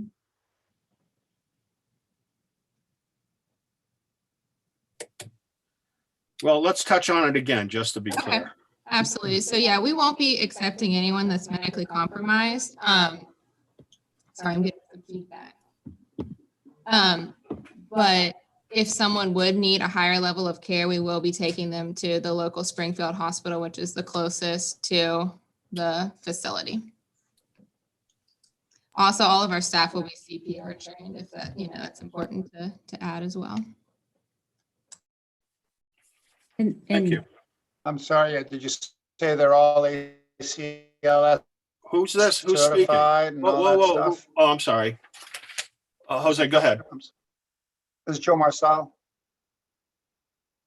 Can I go ahead? Yeah, go ahead. Yep. Yeah, are they all medically qualified to administer CPR and ACLS? And are you going to have a defibrillator on board? Are you going to have a crash cart? Are you going to have all the facilities you need to resuscitate somebody on site? Yep. I think just to answer that, we'll meet Joint Commission standard, not because we have to, but because. I'm a licensed substance abuse counselor. I'm a resident here in Ludlow. I have my own private practice, and I just have a couple thoughts. There's a lot going on. I really think in terms of the parking, I'll try to say how I feel like that's really a non-issue. And I think Doug and Cheryl and a lot of people have done a really great job explaining how these facilities work. And there's a lot of I have a lot of knowledge for how these facilities work, and everything they're saying makes a lot of sense. I don't believe that they're going to be using more than the 20 parking spaces, and visitors isn't really an issue. So I really see parking as a non-issue. I have a couple thoughts. I'm going to roll them all into one. In terms of children, Darlene has brought that up a couple times. I'm a parent here. I've got an 8-year-old and a 10-year-old. And just today I had a great conversation with my 10-year-old about alcoholism. I think it's something to be celebrated, and I intend to educate my children and tell them about what a great opportunity this is. And I see no need to have any concern about children playing. And I think it's wonderful what Fox Run is planning to do for children and families. And this, I see absolutely no reason that that brings any concerns as a parent in the community. So I think it actually creates opportunity to talk to children of all ages about treatment. And then the last thing I want to mention is about being court mandated. I know that came up last time, and that's one of the most amazing things about my career that has been so eye-opening for me is I was a little nervous my very first, court mandated client that came in, but I've been really blown away with how amazing that work can be for people who've never been in treatment before. There's obvious, they take the step and they reach out based on, something that's happened. And it's been some of the most rewarding work that I've done. So I think that being court mandated, people in this group actually have shared how, they may not have taken the step without that. So being court mandated is not a concern of mine in terms of people seeking treatment in our community. And once again, I'll just say I'm in full support of this. I think it's a wonderful opportunity. And I don't know any of the Divided Sky folks, but I've read up on a lot of the stuff that they presented, and I'm really impressed with it. So that's all. Thank you. Thank you. Next in the queue. Jason? Yeah, I just wanted to add a couple of points. I'm with Ascension Recovery Services, and as Steve Burton mentioned, the accreditation that we'll be pursuing is voluntary. That's something that we always recommend treatment centers pursue because we want the treatment centers to go above and beyond in terms of quality of care. And then on staffing, we build the staffing to align with the American Society of Addiction Medicine standards. And 3.7 is the highest level of care we'll be offering. That's not an acute inpatient facility like at a hospital. The 3.5 doesn't even require 24/7 medical care. So, thank you. Anyone else in the queue? No. Okay. I want to talk about actually lighting. So to the Divided Sky folks, any ideas on the lighting, outside lighting? Tell us about lighting. How are you going to light up the place at night? Yeah, I'm going to pass that over to Pat Smart.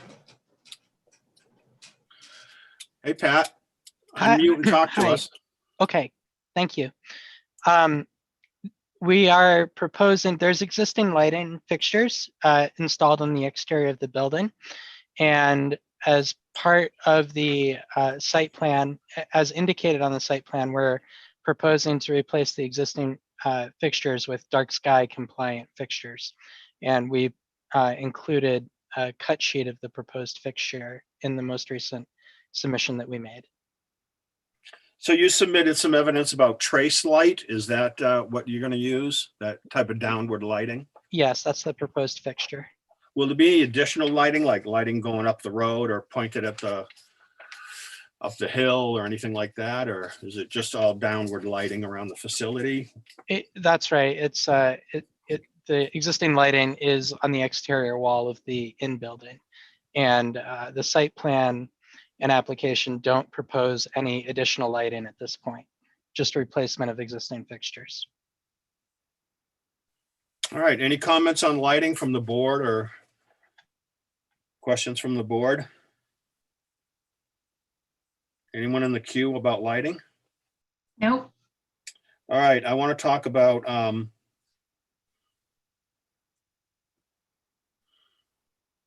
We already talked about the vetting process and the admission. We did have evidence presented to us about their, the forms they use and so on admissions.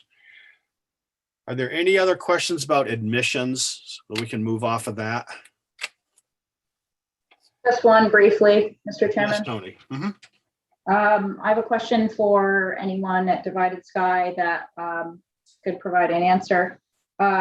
Are you able to guarantee that the facility will not admit dangerous or violent individuals?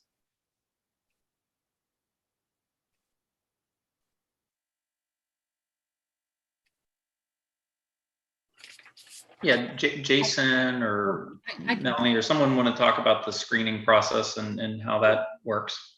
I can speak to that. Yeah, there will be a screening process. So we have a pre-screening form that we will do that will help us. It'll be completed by someone that is either social work in the social work field, licensed therapist, someone who's trained to do assessments. And that will cover that piece. We will check to make sure someone is stable emotionally, behaviorally, cognitively, to be able to be in that type of setting.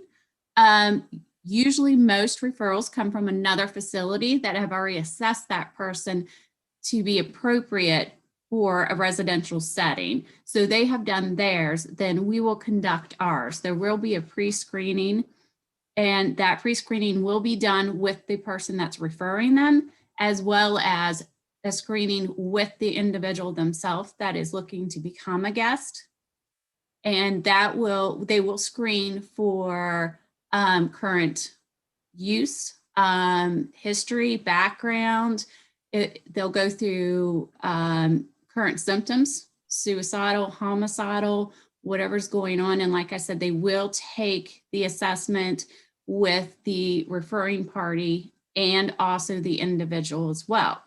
If they are extremely dangerous or pose a problem of not working well with the residents that we have, yes, we have that ability to say that they would not be acceptable for this place, because we want the safety for everyone, staff, current residents. And then once they're in, we still continue with assessments.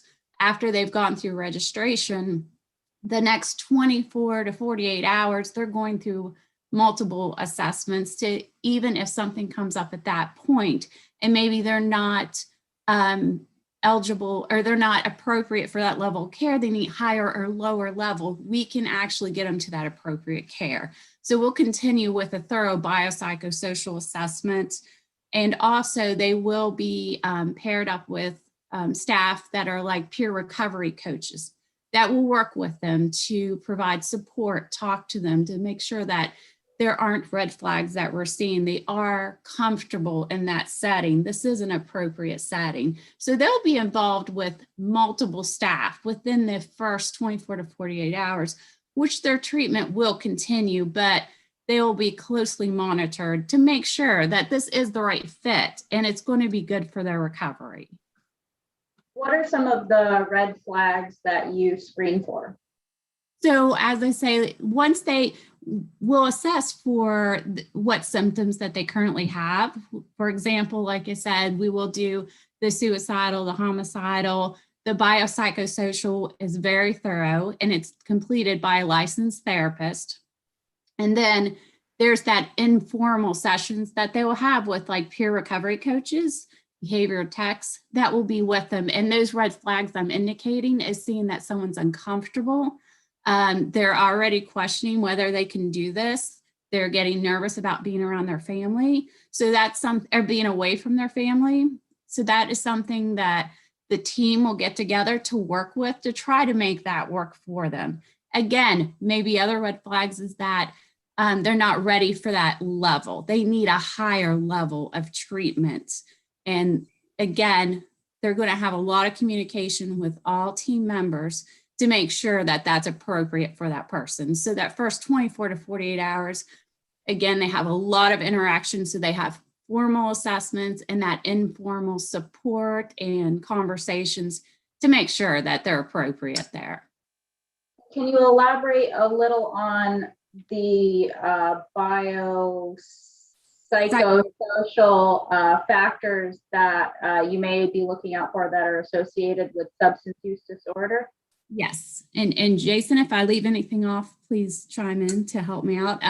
So it's a very thorough assessment that actually goes into their environment, their history, their medical background, current medications, their treatment that they've had. It goes into the trauma that they have had in their past, their use of their substance, their family's use.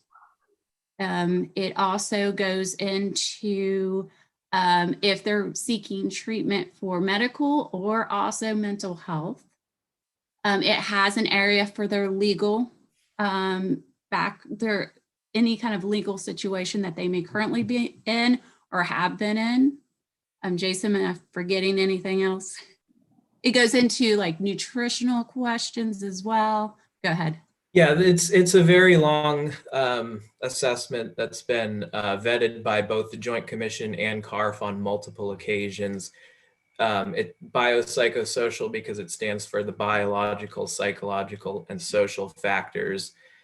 We even ask about things like spirituality and cultural background. The idea is to get a really good picture of who the person is, what they're bringing to treatment with them, and it eventually flows into a treatment plan that has their goals and hopes and all of that. So it's tough to go over, all of the factors because there's a lot. The American Society of Addiction Medicine book is a really big book of criteria.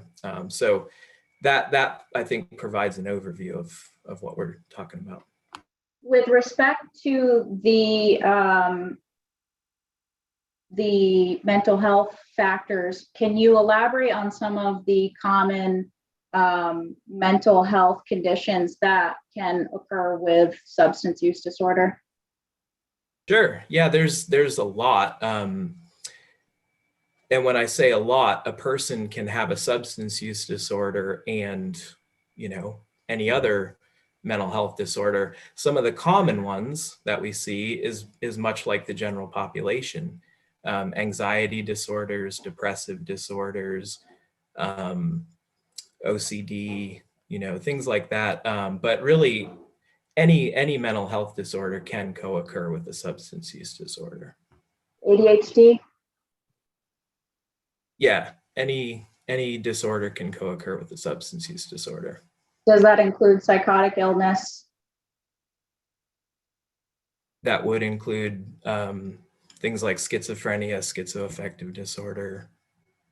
Does that also include borderline personality disorder and antisocial personality disorder? It would include any of the mental health disorders. I think Jason's saying that any mental health disorder can, be coupled with substance use disorder. If the question, Tony, is, are, someone that is, actively in psychosis, will they be admitted? They will not be. This is a place that it's, your primary, and I'm not a clinical person, so you guys can, Jason, and if I mess up the language, but it's your primary has to be substance use disorder. You can have a co-occurring. In fact, most people do initially, and it's hard to sort out, is it depression? For me, I can speak for myself.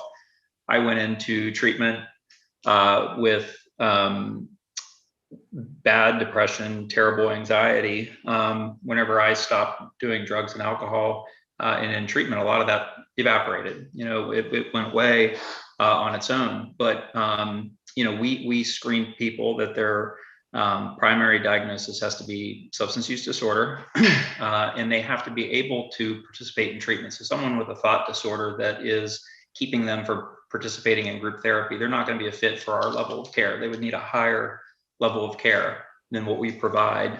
Someone who's antisocial and at risk of doing something they're screened out. That's not what we do. There are places that for that are psychiatric inpatient hospitalized programs, and that might be more appropriate for someone who is has a that is in psychosis, that's also using drugs, but that's just a whole different population. So these are people that are that voluntarily coming to treatment. They're choosing to come to this facility. A court's not, they don't make our placements. We're the ones that screen folks that come in.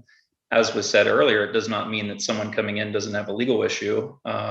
For myself, I went into treatment directly from jail and facing substantial time in prison. But so thank goodness for the courts and my arrest. That was the impetus to get me into treatment. But at our program, I think the question is, someone that's severely mentally ill is not going to be a fit for this program. We do one thing and we do it really well, and that's addiction, alcoholism treatment. Most of the folks that come in will have a co-occurring mental health disorder. It's just the nature of the beast and what we deal with. But we're looking for people that can be present, can be in treatment, can be responsive, can participate in groups. It's not to say that, anyway, hopefully that clarifies. And so I guess my only remaining question is, are you satisfied with your vetting process that you can guarantee that violent individuals will be screened out and no violent patients or guests will be admitted to the facility? Mr. Chair, I'm going to object. I don't see the word guarantee anywhere in the zoning bylaw. Nobody can guarantee anything. I can't guarantee the sun's going to come up in the morning. We might get hit by a meteor in the meantime, or an asteroid. There are no guarantees in life. What we can do is talk about the processes we have in place to do the very best job we can. Most importantly, to abide by regulations promulgated by state and federal agencies with expertise over these matters, which license facilities like this and which oversee and ensure that our facility will be operated consistent with those regulations. This is getting pretty darn afield from the standards for approval under the zoning bylaw. I'm going to recognize that, Chris, because it is. And we need to get a little closer to being on track. We're getting to the point now where, if the DRB approved a restaurant, we're going to start talking about who's the restaurant's going to let in or not let in. In the bigger picture, we certainly want to ensure the safety of the community, no matter whether it's a restaurant or this facility or any facility. And I think we have enough evidence to move forward with this at this point. I'm just going to touch back again on parking, because it's kind of like this one little thing that's hanging out there that is on my mind, is that the facility, Divided Sky, owns 13 acres here. We're talking about parking down by the building, or 18 acres. But there's a lot of room to park. They could have a parking plan. They can park. They have 18 acres. So I'm just going to let that hang in the air. What I want to talk about right now is the municipal letters. We already went over the fire chief, or the police chief's letter last month. We have a letter here from the Ludlow Fire Department. And again, this is part of the site plan. They're saying that the existing sprinkler system must be fully functional and tested, and a permit is required from the Vermont Division of Fire Safety, Fire Marshal's Office. So I would ask Divided Sky, have they contacted the Division of Fire Safety yet? Have you gone down that road yet, or are you waiting to get through this process first before you tackle that? So I can speak. Oh, oops, was someone else chatting? Oh, go ahead, yeah, Matt. okay. Yeah, go ahead, Morgan. Okay, I was just gonna say, yeah, I can touch on that. We did have a conversation with Jay Moody, and we did let him know, after we got through this process is whenever we would go through with the inspection, it would require some additional, just plans to be done that weren't needed prior to this hearing. So once we get through this, we will do all the right things to make sure that we have all the inspections that we need. Any correspondence that you have or permits given by the Division of Fire Safety, Fire Marshal's Office would need to be shared with the Ludlow Planning Office, obviously, but Absolutely. just so we know that. And you have an existing sprinkler system, must be fully functional and tested. Is there any issue with that? No issue there. The Ludlow ambulance says that access to the building needs to remain cleared at all time, and there should be ample room to park an ambulance in front of the building. That must be accessible at all times. Is there any issue with that? No problem there.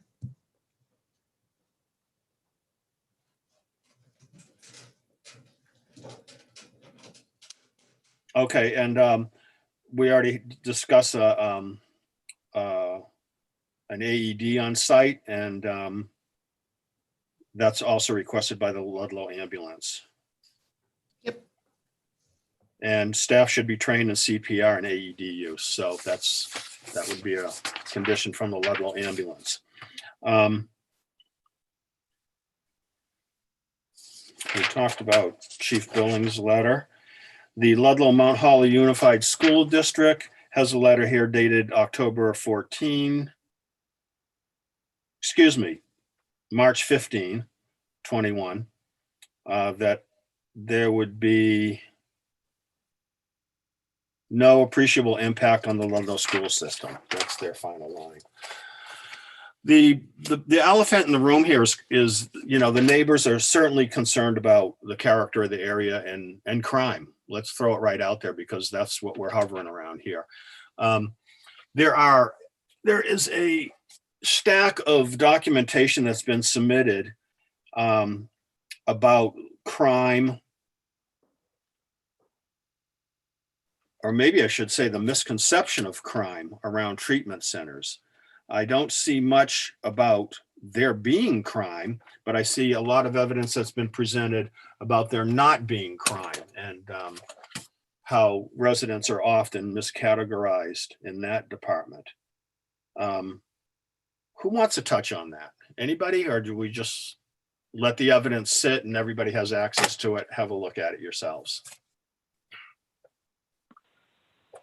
Because as I say, it's all part of the public record, and I can read you excerpts from it. I got them highlighted and all the pages marked, but I don't think that's necessary.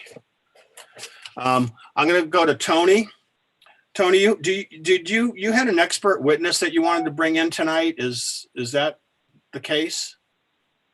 Yes, Mr. Chairman, we have Dr. Benny Waller. And what is Dr. Waller gonna be an expert witness in? So he is an expert and an academic in the area of real estate and market trends, character of the area, and negative externalities. So if we're looking at the criteria of the zoning regulations, the one that I heard you say is character of the area. Can he touch on that for us? Is he here? Yes. Phil, you have you had 5 people in the queue before Dr. Waller. Oh, I did? I'm sorry. Yeah. Not really sure which one popped up first, because it was when you mentioned crime, all I saw was yellow hands go up. I know the order. Joe. Oh, okay. All right, let's just run that down. Dr. Waller, we'll get to you in a moment. So Joe was first, Joe Markel. Yeah, I just wanted to know what the plans for upgrading that road from the golf course up to this facility was going to be, because right now that road can barely take, X number of cars a day. To double or triple it would make it impossible. I cycle up that road all the time and I'm hitting potholes all over the place.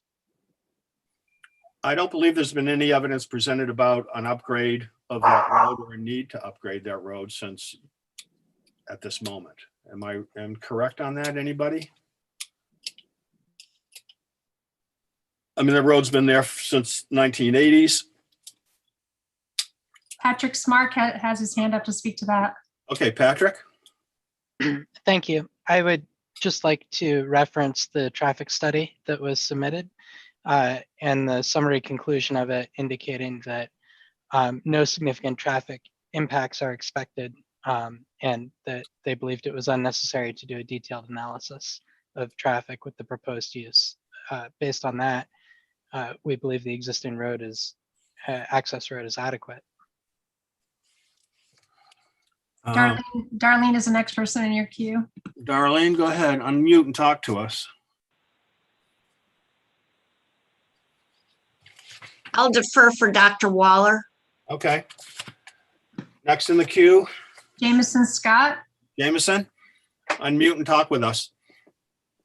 Good evening. I apologize if this was covered earlier, but I was just trying to catch up to a previous conversation about the application process or the assessment process for incoming visitors to this facility or guests of the facility. But the probation, parole, or sexual offenders, has that been addressed, Mr. Chairman? And if not, can we get clarity on whether those sort of folks might be part of the population in this facility? Sex offenders? Yes. Is that what you're asking?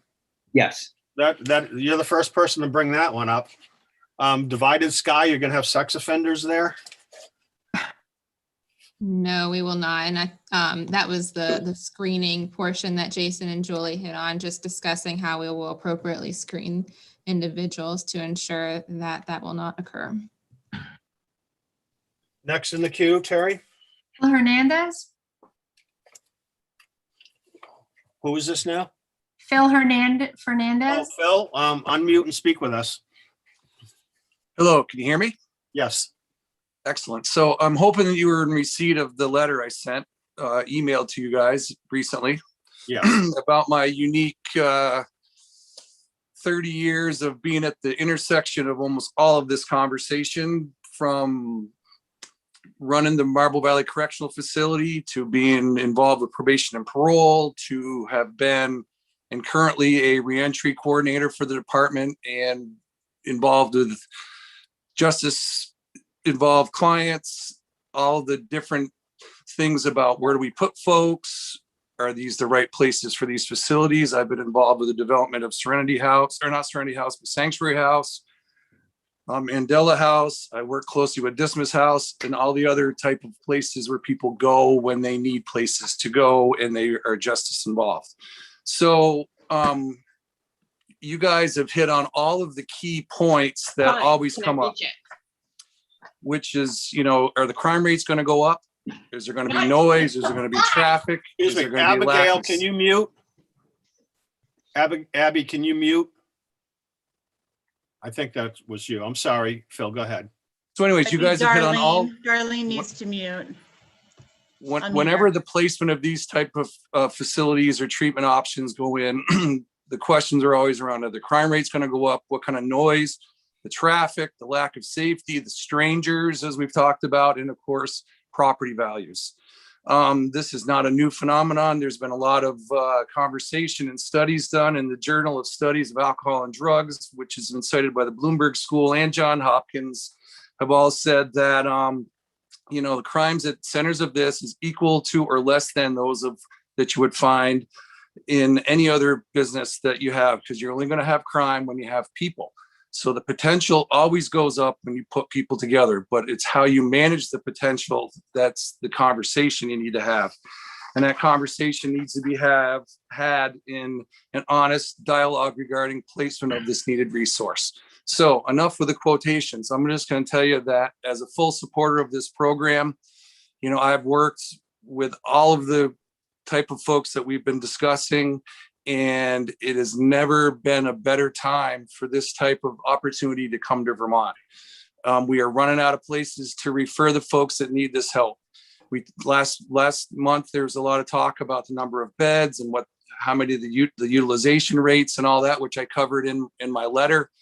And I also took the time to speak with Dr. Hess from the Bradford site of the Valley Vista in Bradford and Virgins, and with Chad from Serenity House. And they've been in place for 50 years for Serenity House and 20 years plus for Valley Vista. And none of the problems that have been thought of or mused about have occurred.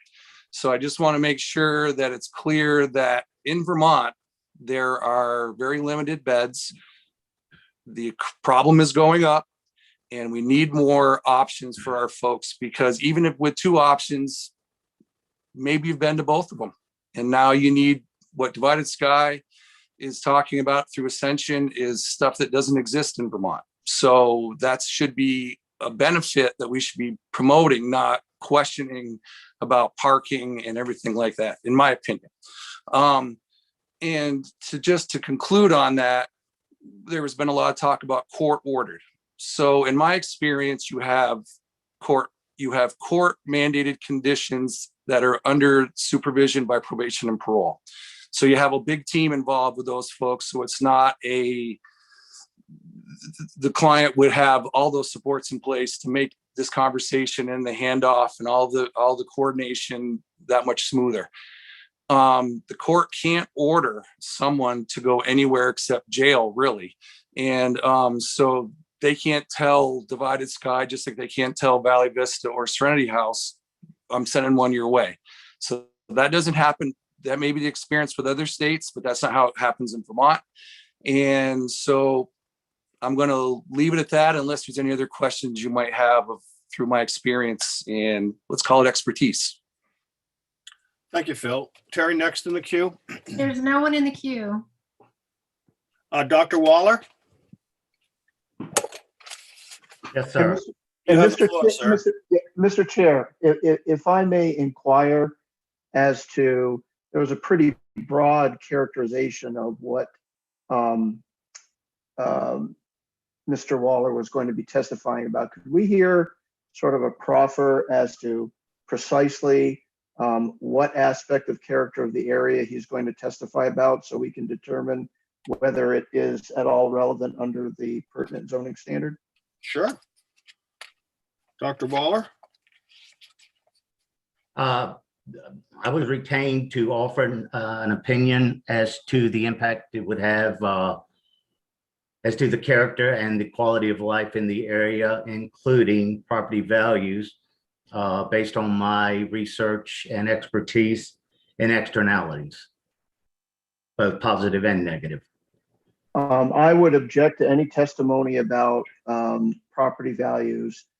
There are zoning bylaws in the state that include as an express standard impacts on property values. Ludlow is not one of those communities, and alleged impact on property values is thus not a proper area of inquiry in this proceeding.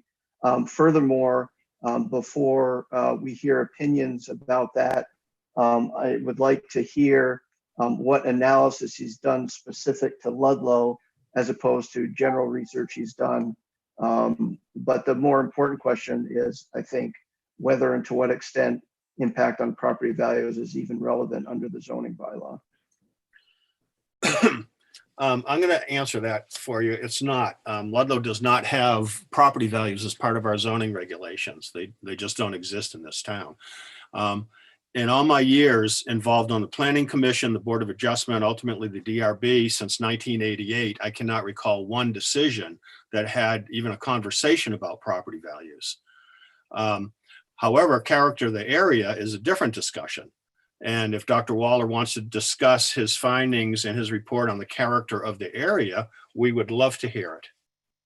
So I'll leave it right at that, because that is in the zoning criteria. All right, well, my research, I've done quite a bit of research. I've got a PhD, by the way, in finance and real estate. Got another PhD in information systems, hold an appraisal license and a salesperson's license. I've done expert testimony in these types of cases and others. And I do get the question, have you ever done a study in this town? And the answer is no, whatever this town is. But I've done studies all over the country, and I've read research all over the country, and real estate markets behave very similar, whether it's in Los Angeles or New York or Ludlow. Externalities is something that's going to impact value of a third party, and what value doesn't necessarily mean money. Whether it be sex offenders, which is something I've done research on, Historical properties, that's a positive externality. It drives up values of neighboring properties. Foreclosures, they drive down. People don't want to live in an area where foreclosure is. Schools, interestingly enough, drives down the demand for these properties. And rehab facilities, and past research has shown that it decreases the demand for the area by potential buyers. One of the things that, and it's based on the potential buyer or beholder as to their perception. Some people may perceive this not to be a negative externality, and some will perceive it to be an externality, a negative externality. And I would say that many people here in Fox Run or the association view this as a negative externality, and it's their perception. And you know, perception is reality. And I believe that you will see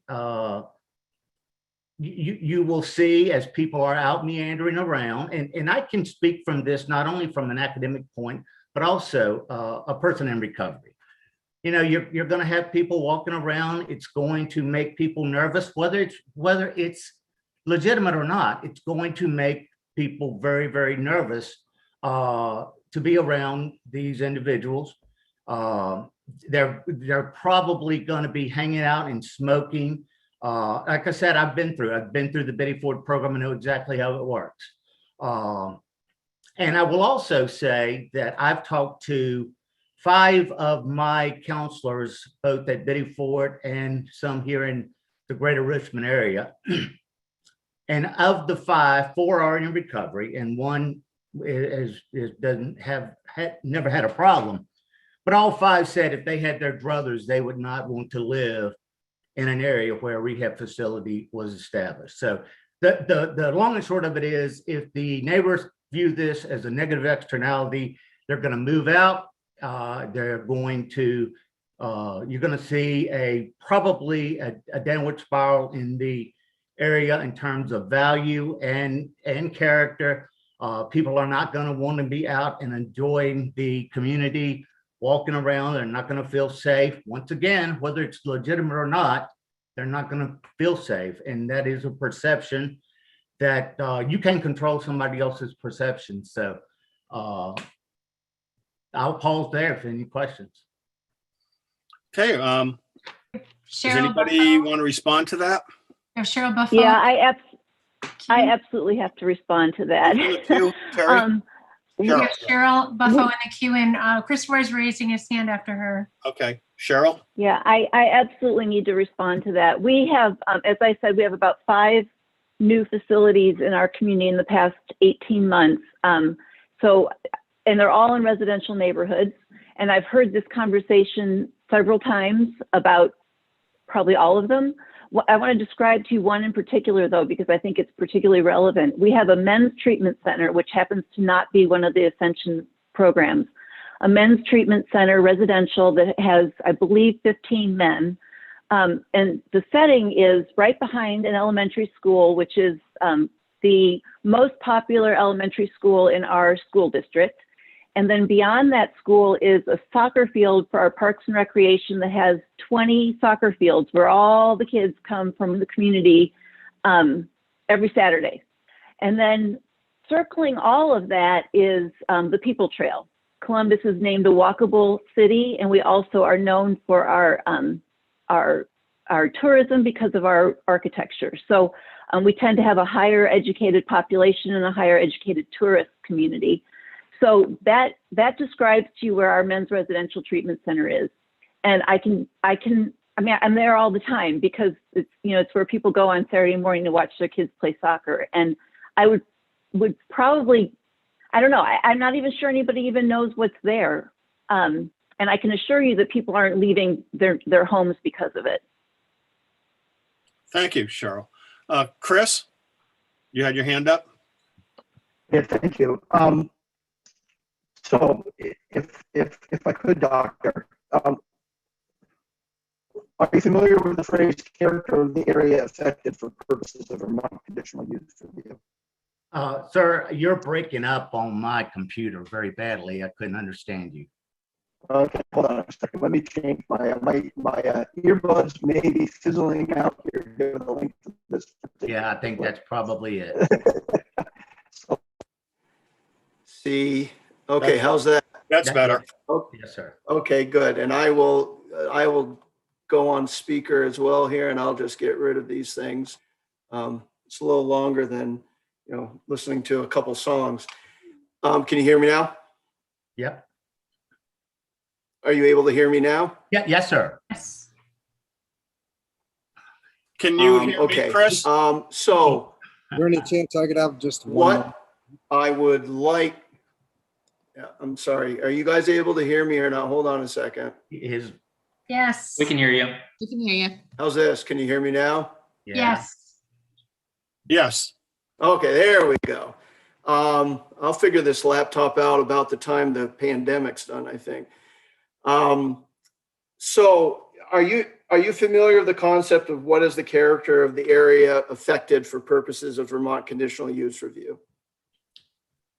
No. So how have you been able to testify then about the impact that this project would have on the character of the area affected? I have had numerous conversations with the association members as to the environment that has existed over the years and the country lifestyle that they've enjoyed, and their perception of what would happen should this facility come in. How many of the owners of the Fox Run condominiums are year-round permanent residents of those condominiums? I don't have that data in front of me. If you have short-term, The format of this particular witness in general, I haven't had an opportunity. I've asked him, have I even asked him one question? I don't know. But I would. I certainly have no problem with Ms. Girardi asking questions after I'm done, but I waited and asked, and I'd like to be able to ask my question. I don't have very many questions. I'm not going to spend a lot of time. Okay. Chris, finish up, and then Tony, I'll give you the floor. So for purposes of determining the character of the area affected, how do you determine that under the zoning bylaw? I would, based on my conversation, based on prior research on externalities, it is very likely that the perception of these homeowners would be negative toward this facility. If it is a negative perception toward the facility, then it is likely going to decrease the homeowner's quality of life and or utility. So putting aside the alleged impact on the character of the area affected, how do you actually determine for purposes of conditional use review what the character of the area affected currently is? Every homeowner has a different utility curve. It's impossible to say. What zoning district is this property located in? I don't know. What's the purpose of this zoning district? I don't know. I have no more questions. Tony, did you want to respond? Yes, I'd like to ask a few questions if I could. I see from your resume, Dr. Waller, that you have many publications. Can you tell us generally about the topics you research? Yeah, I've got about 40 peer-reviewed publications, 2 textbooks, and most are on residential real estate, quite a few on residential real estate, and particularly externalities I mentioned earlier, sex offenders, historical properties, rehab facilities, schools, foreclosures, and the list goes on. Have you been published in any academic journals or other noteworthy platforms? Yes, yes, many academic journals. Okay. Is there a particular article you wrote that is relevant to your presence here tonight? Yes, I've got an article with Claire LaRoche and Scott Wentland It talks about the rehab facilities, and it references not in my backyard. And it talks about rehab facilities and their impact. In that particular order, in that particular article, it measures the impact of the marketability of the properties, their selling prices, and their market duration, how long it takes to sell. And what was your conclusion, or what did your research find in that article? For properties located within 1/8 of a mile, which is further than this particular instance here, up to 17% in decrease in value. Mr. Chair, I'm going to object. I think you made it pretty clear earlier that impacts on property value are not relevant. I'm going to sustain that. Tony, continue. Have you been involved in consulting on cases out? You said you're from Virginia, correct? That's correct. Have you been involved in consulting on cases outside of Virginia? I have. Can you tell us some of those other locations? Indiana, Chicago, Florida. And have your opinions and testimony in those cases been accepted as evidence? They have. Okay. Are you familiar with the Fox Run developments? I am. Okay. And can you tell us a little bit about the composition of Fox Run? Well, from what I understand, this was a resort type facility at one point, where it was a country club and these townhomes were built. It's a very small 1-lane road that goes by the facility, which appears to be a very nice facility, up to the townhomes where the homeowners live, which is basically within 100 yards of the facility. I've looked at public records. I've read, for example, this engineering study in front of me. I've talked with homeowners and spent quite a bit of time talking with Mr. Hoffman about this particular case. Okay, and without talking about property values, what are some of the social and psychological principles that drive real estate markets? The perception of fear and safety is going to be a major factor in these homeowners and their quality of life. If they perceive this to not be, or if they perceive it to be a negative externality, whether it be crime or whether it be undesirable, not my words, I'm saying in their opinions, then it is going to impact how they move about the facility. And you know, nobody in this meeting can say how somebody else is going to feel about it. It's the individual homeowners. It's their feelings and their perceptions as to how they feel about this facility coming in. Have you reviewed any documents in anticipation of tonight's meeting? Yes, like I said, I've looked at quite a bit of this information. I read the study that was submitted by I assume the opposition. I'm sorry, forget the name, but about the substance abuse treatment center and local crime, and had a chance to read over that. Okay. While you're on that topic, do you have an opinion as to the some of the research materials submitted by Divided Sky? Yeah, this article by Bonder et al., the working copy that they submitted was 2016, but it looks at a national study. It's based on county level data. It deals with averages, which I did some statistics, and over 50% of the population, I believe, lives in just under 5% of the counties. So that study very likely is very skewed. I would, and they even admit themselves that they take no consideration into how far from a facility, from an SAT that they reference to a homeowner, and whether or not it impacted crime. So they acknowledge that that is a drawback in their article themselves. Okay, and based on your research, what do you know about the proximity of a substance use disorder treatment facility to nearby homes? Well, you know, somebody referenced earlier about, she said, I don't even know if people know that's here. Well, that's something that we found in our sex offender paper. You know, if you are in a big metropolitan area, neighbors are totally different than if you're in a rural area.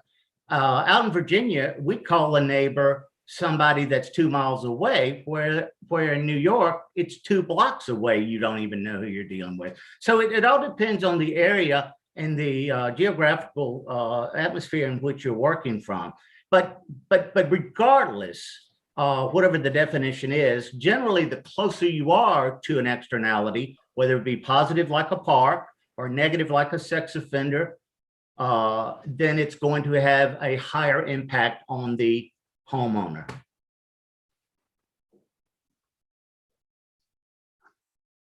Did you have it? Thank you, Dr. Waller. Did you have anything else you'd like to add?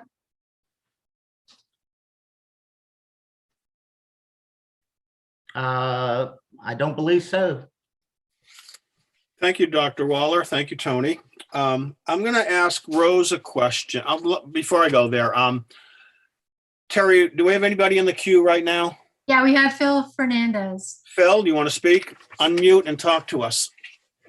Sure. I was going to ask Dr. Waller if he was familiar with the study done in 2019 by the National Bureau of Economic Research. In its substance use disorder treatment centers and property values publication. I don't. The one I have is substance abuse treatment centers and local crime. Okay. Well, you mentioned property values, and I just was going to make it a point that it appears that through this more recent study that, you know, the property values were not impacted. And it was because of, well, hold on, guys. We're not going to consider property values. It's Okay. not part of our criteria. It's just a conversation. We could have it, but it's not going to find its way into the findings of fact. okay, then I'll mute then. Terry, next in the queue. You don't have anyone that I am aware of. Thank you. Rose, I have a question. I just want to touch on the sewer. Can you give us an update on that, or maybe? Well, I was talking to one of the persons that told me that they had been out there and they fixed it, that they had, I was actually out there one day when I saw them putting the sod back on the golf course. And I think Troy Caruso is here, but also Pat Smart is here. Well, I'd rather hear from Pat Smart. He's the engineer on this. Yeah, Pat? and I believe they have repaired it completely 100%. That's not true. Oh, okay.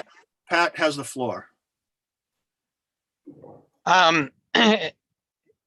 We did complete additional repairs that we found out were necessary down in the golf course, and the repairs were completed.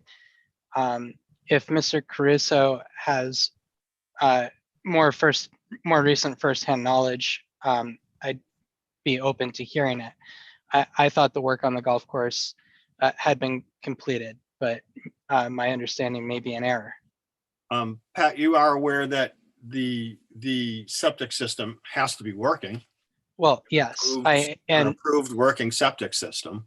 Yes, and to my knowledge, it is functioning and it is working in accordance. Who signs off on that? Who attests that it's working? Well, I will. So this existing septic system is regulated by the Vermont Department of Environmental Conservation as an indirect discharge system. And it is covered under the general permit for existing systems. The identification number for the system is 9-0136. And it is being operated in accordance with the conditions of that permit. Troy, you may have the floor. Yeah, you know, some of the repairs were done. Yes, you know, they did a good job on the repairs. I was there for the whole thing. The golf course is back, you know, back to normal. But there is still 1/3 phase that I believe hasn't been done, and that's to test the leaching field on 3. So the repairs were done on hole 9. We also, there was phase 1 was done, which the repairs were done. We found a pipe that had bypassed the tanks that was going directly into the leaching field. Then we found a clean out was phase 2, which we did, which they did last week. And that's done and repaired and all back to normal. But the third step is to come down on 3 and actually see if the system's working. Because when you put 25 or 40 or 50 more people up in that building, we don't really know what's going to happen, because what was happening was the solids were going directly into the leaching field, bypassing the tank on a line that basically has been abandoned for years that I don't think anybody was really aware of. So I think there's a third testing phase that has to be done and just make sure that the leaching fields on 3 actually work. And then I would consider it fixed. Patrick, did you want to address that or respond to that? Yes, I did. I wanted to say that when the wastewater problem that was identified this spring was first identified, we did report the condition to the Vermont Department of Environmental Conservation, to the indirect discharge program. We provided prompt notification as required by the permit, and we've followed the verbal direction we received to find and repair the cause of the leak. And we firmly intended to continue to operate the system in accordance with the permit. We fully intend to make sure that the system is operating per its initial design and in accordance with the permit conditions, which include a prohibition on surfacing wastewater. So at this point, I believe it is functioning that way and operating that way based on all of the knowledge I have. Okay, very good. Thank you. I'm going to just ask board members, are there any other points you want to touch on? This is for the DRB.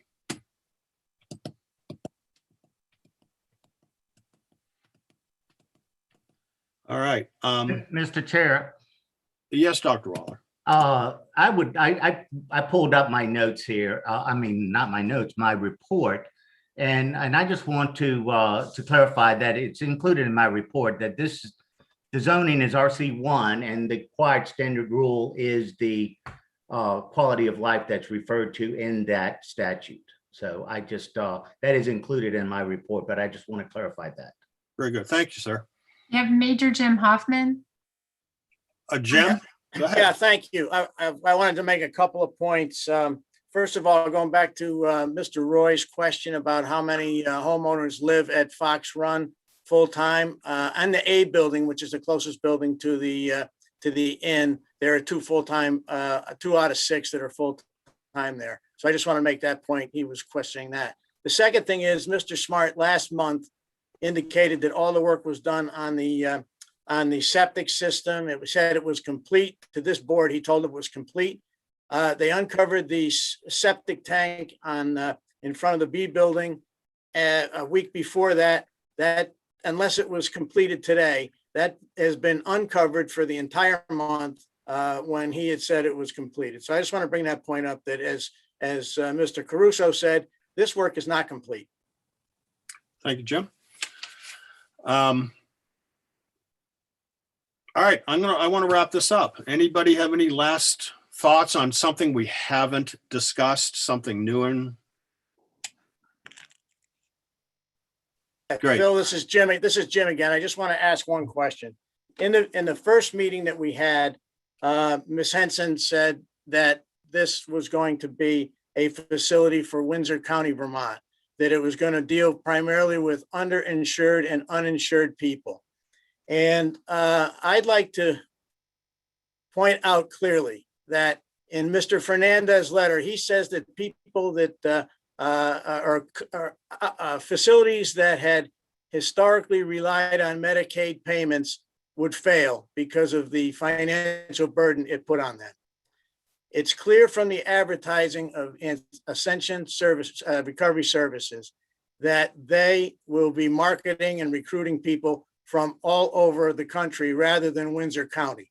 I submitted to you, the board, a copy of advertising from Ascension Recovery indicating that their concierge service dealing with the problems, there's no question about it, dealing with the problems, but they say that they will help people with legal problems and that type of thing. And in addition, they say how you can pay.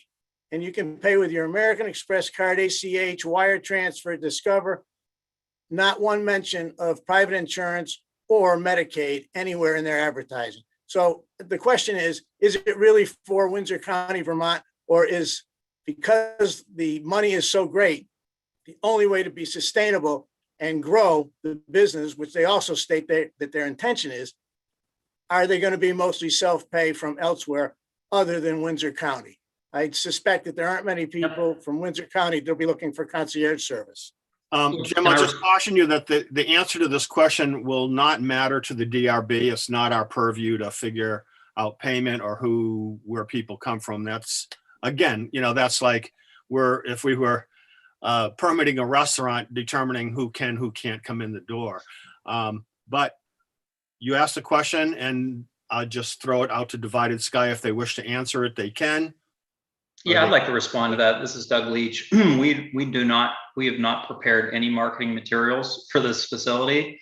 And talking about concierge service, that's something on our website about drug and alcohol interventions, talking about an American Express card. We've never put that in any of our materials. If you Google facilities, there's, it's not a real thing that Major Jim brought up. It's not accurate. And again, we've not prepared any marketing materials for this facility, so that's not possible. Second, this program is for treating folks in Vermont. That's our focus. It's a nonprofit treatment center. Trey and the rest of the folks behind this treatment center have raised a lot of money to provide for treatment for people that are in Vermont seeking care. One of the things that we do is we apply for state grants. We do fundraisers. In the treatment centers that we develop and design around the country are for uninsured, underinsured. We certainly don't deny someone that has Blue Cross Blue Shield or some private insurance. And really, to make a treatment center work and to be of high quality, like the one that we're providing here in Ludlow, we say it takes a village. It takes a lot of effort, a lot of fundraising. And this is not, again, it's a 501c3 registered nonprofit treatment center. The whole purpose around this program is to help people from Vermont. But I just wanted to make very clear that what Major Jim said was not accurate at all. I'd like to respond to that. The board has a copy of the advertising in the file. All they have to do is look at it and see exactly what the payer services say. That's all I have to say. Just look. Very good. Well, clarify that I don't think Jim was speaking about advertising materials for this particular facility. Yeah, exactly. So we've not prepared any. So what he's talking about is irrelevant.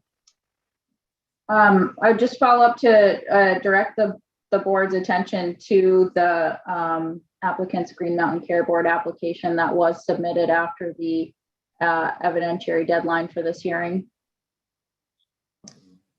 Yeah, we haven't seen that. I don't have that. Board members, anything else you want to touch on? I'm going to entertain a motion. Can I ask a question? Can I ask a question just before you Sure. folks wrap up? We would request the opportunity to submit post-hearing findings of fact and conclusions of law. not post-hearing, Phil. I'm not sure what you're asking for. Are you saying you want to submit evidence after we close? Nope, just to submit proposed findings. I'm not an attorney. I'm not sure how that works. Can you? I mean, help us out here. We're not attorneys, Tony. Phil, why don't you give her a date and then set a date up after that to actually close? And that way, if anybody wants to submit something, they have until that date, and then you can deliberate after that. I have a question for Doug Leach, please. Go ahead, please. He mentioned that it was a 501c3, and do they have a copy of that for Vermont? Because I don't remember seeing that they have that nonprofit for Vermont 501c3, and I was wondering if Morgan or somebody can email that to us, so that way we can also have that for the file. Certainly, Yeah, Rose, oh, go ahead. I was just going to say it's a federal designation. It's done through the federal. It's a federal thing whenever you get a 501c3 nonprofit. But Morgan, I'm sure you can send them the documentation. You might have sent it, Morgan. I don't remember seeing it, I guess. All right. So Phil, if Tony wants to send findings, like Larry does or whatever, then that's fine. It has happened, but I just think that when you make your motion, you might want to set it up for like, a week from now to close it. And then that way, if Chris or somebody else, Morgan, wants to send findings, they can do that, and that everybody has a time frame. Would a week work for Tony, Chris, you guys? Yes, no, we can get a proposed findings and conclusions into you within If a you week. wish to do so. Right. But a week would be sufficient. Tony, would a week work for you? I would prefer to, if the board would accommodate. So that would be the 24th?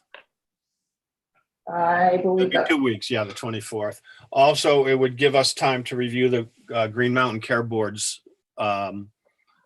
letter, or whatever you have there. I'm happy to send that along. All right, so that being said, I'd entertain a motion from the board. I'll make a motion to, are we adjourning the meeting or are we closing it on the 24th? We're closing it on the 24th.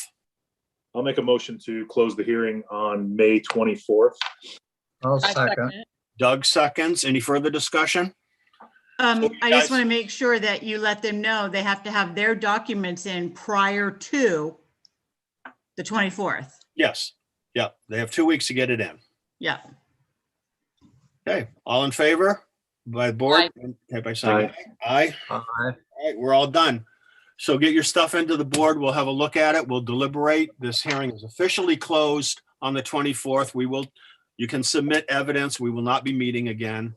I thank everybody for their input. I thank everybody for their patience and understanding. And we'll see this final flood of information, and we'll act on it.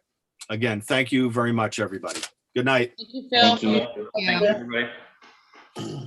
Good night. Good night. Thank you. Thank you. Thank you, Patrick. Thank you. Good night. Good night. You adjourn? Thanks, Phil. Thanks, night. Sherry. I don't know how to get Hold on out a of second. How do I close this? We're still in a meeting here, right? We're still in No, meeting. we're still meeting, yeah. Oh, The darn. board's still here. Darn. I want to go. Good things to do there. No, the other thing was minutes. My hand I'm not in any mood to do minutes right now. I am not in any mood to do minutes. I can't take any more minutes. Now, Alicia's hand probably fell off at this point. Matt, I just wanted to make sure everybody left, so I just kicked one guy out. Yeah, Oh, we're all set. Phil, Julie left without us. That's okay. wanna say- Make a motion, we adjourn for the night. So this really, the hearing's over. We'll be taking evidence on the 24th. So on the 24th, sometime after the 24th, we'll get together and start hashing this out. Are you guys okay with that motion to reconsider or what? We'll talk about that. We can talk about that. Yeah, I think we're still being recorded. Who's on? We want Julie here for that anyway. We're not on deliberate. We're not on We're deliberation. not in deliberative session. No, we're still in meeting. We're on the TV set. So, I'm done. Okay. Good night. All right. We need a motion